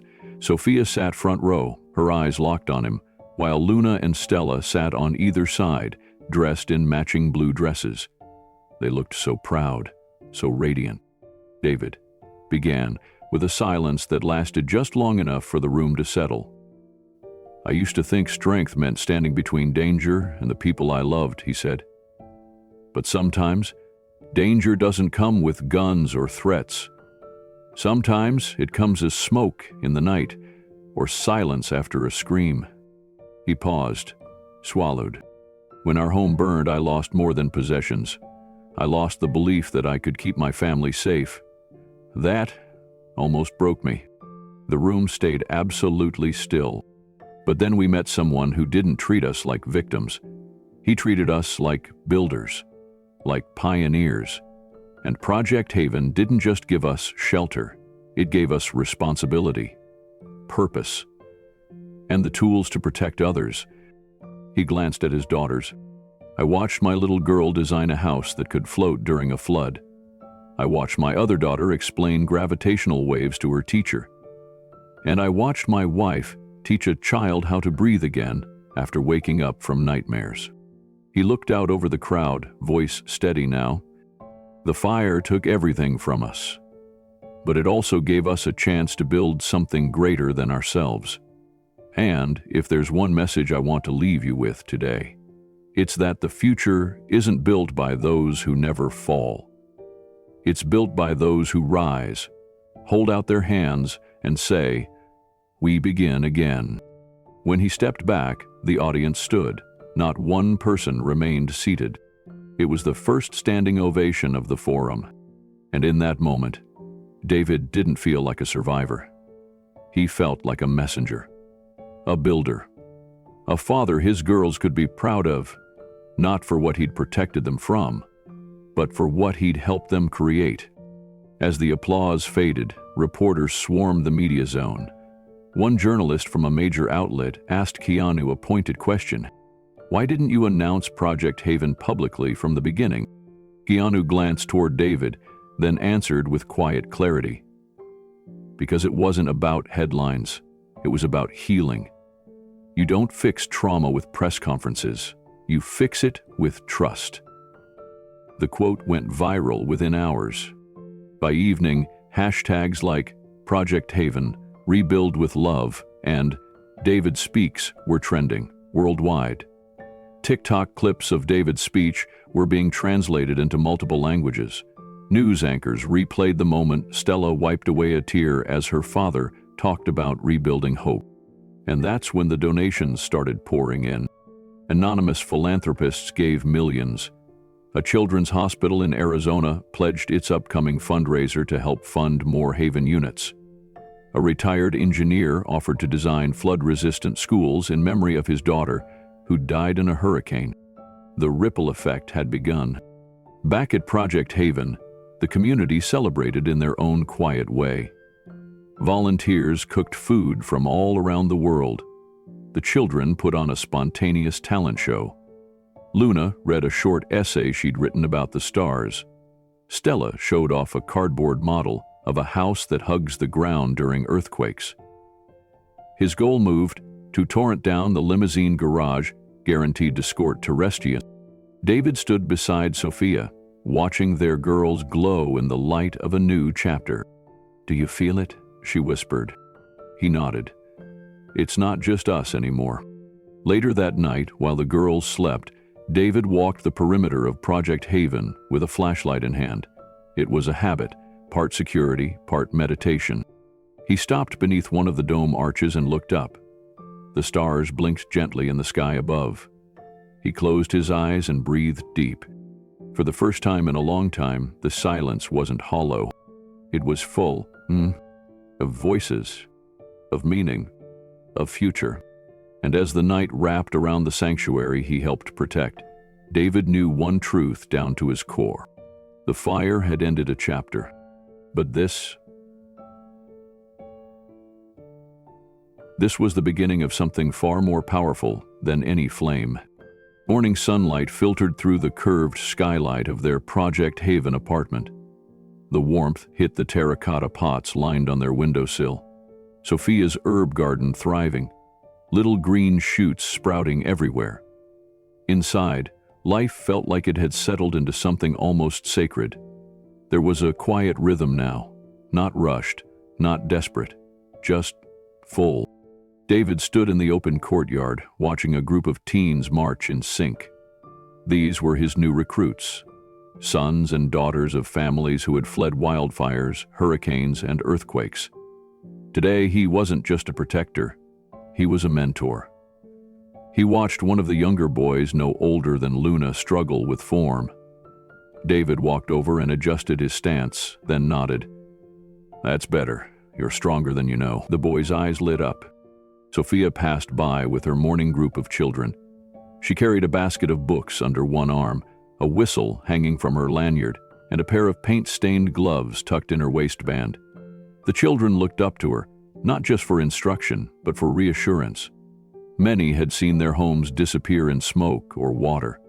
Sophia wasn't just teaching reading, she was teaching healing. Stella sat under the community tree, drawing blueprints on her tablet. They weren't just childish dreams anymore. Her designs had caught the eye of a visiting urban planner last week. She had been invited to contribute ideas to the expansion of Project Haven's next satellite hub. Luna, across the plaza, worked with a robotics group. They were developing floating sensors for fire detection. Her passion for space had evolved into a passion for early morning systems. Keanu visited that afternoon, dressed in jeans and a worn jacket. No announcement, no ceremony. He simply walked among them, listening, smiling, offering quiet nods. He met David's eyes from across the courtyard and gave him a slight nod of respect. David returned it. There were no words needed between them. They had shared something that went deeper than conversation. That evening, as the family gathered under the glass dome for community dinner, David looked around at the faces. Faces that had once been tired, afraid, hollow. Now they laughed, shared food, swapped stories. It wasn't just a shelter. It was a village. It was a future. Later that night, David stood on the rooftop terrace of their living unit, overlooking the vast dome of Project Haven. The stars above were clearer here than they had been in the city. It reminded him of nights in the service, watching the desert sky and wondering what his future would hold. Back then, it had been all about survival. Now, it was about building. Sophia came up behind him, wrapping her arms around his waist, resting her head against his shoulder. "You okay?" she whispered. He nodded slowly. "I'm more than okay," he said. "I didn't think I'd ever feel this again. Purpose, belonging, legacy." She smiled. "You earned this, David. Every scar, every step. You brought us here." He looked down at the garden courtyard below, where Luna and Stella were sitting with a group of kids, helping them fold solar panels into tiny structures. Laughter echoed up to the terrace. He could hear Stella explaining something about reflective angles. Luna teased her with a joke. These weren't just his daughters anymore. They were trailblazers. David took a breath and stepped forward, pulling out his phone. He opened the speech he had written, one he wasn't sure he'd ever give. But now he knew the time was right. Tomorrow media crews would arrive. Donations had tripled in a week. Influencers, investors, builders. They were all coming to see what Project Haven really was. He had no intention of making it about him, but the story of how they got here, through fire, loss, faith, and a stranger's kindness, needed to be shared. The next day, in the main auditorium, with families seated shoulder to shoulder and cameras lining the back wall, David stood at the podium. His uniform was simple, no rank, just a badge over his heart. Security. Hope. He looked around, pausing before speaking. "I thought the fire took everything from us," he began. "Our home, our memories, even our future. But what I didn't see then was that it also gave us something. It gave us the chance to build something greater than ourselves." He gestured to the crowd.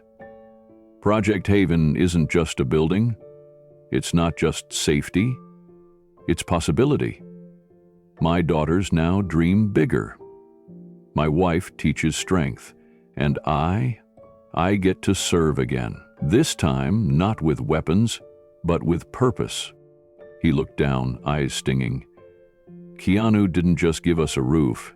He gave us something I thought I'd lost forever. A future. A real one. One where my family could grow, contribute, and lead. The audience was silent, a collective breath held in reverence. Luna and Stella beamed from the front row, their hands clutching Sophia's. Keanu stood quietly off to the side, arms folded, half in shadow, offering nothing but a small nod. David's voice softened. "I used to think that strength meant shielding others, but real strength is building something that outlives you, that heals others long after you're gone." He stepped back from the mic, and applause filled the room, long, thunderous, and rising like a wave of gratitude. Later that evening, as the sun dipped behind the protective dome and the golden light spread across the glass, Keanu walked past the garden. He spotted David kneeling beside a boy, helping him tie a secure knot during a safety drill. The boy was laughing, beaming with pride. Keanu didn't interrupt. He just smiled, quietly turning away. In his journal that night, David wrote one final reflection. "I thought losing my house was the end, but it was just the beginning." Sometimes, the fire that destroys everything is the same fire that lights the way forward. And to those watching now, have you ever faced a moment where you lost everything only to discover a new beginning? Share your incredible story in the comments. And if you believe one act of kindness can change a life, type the word HOPE below. Thank you for being part of this incredible story. We'll see you in the next one.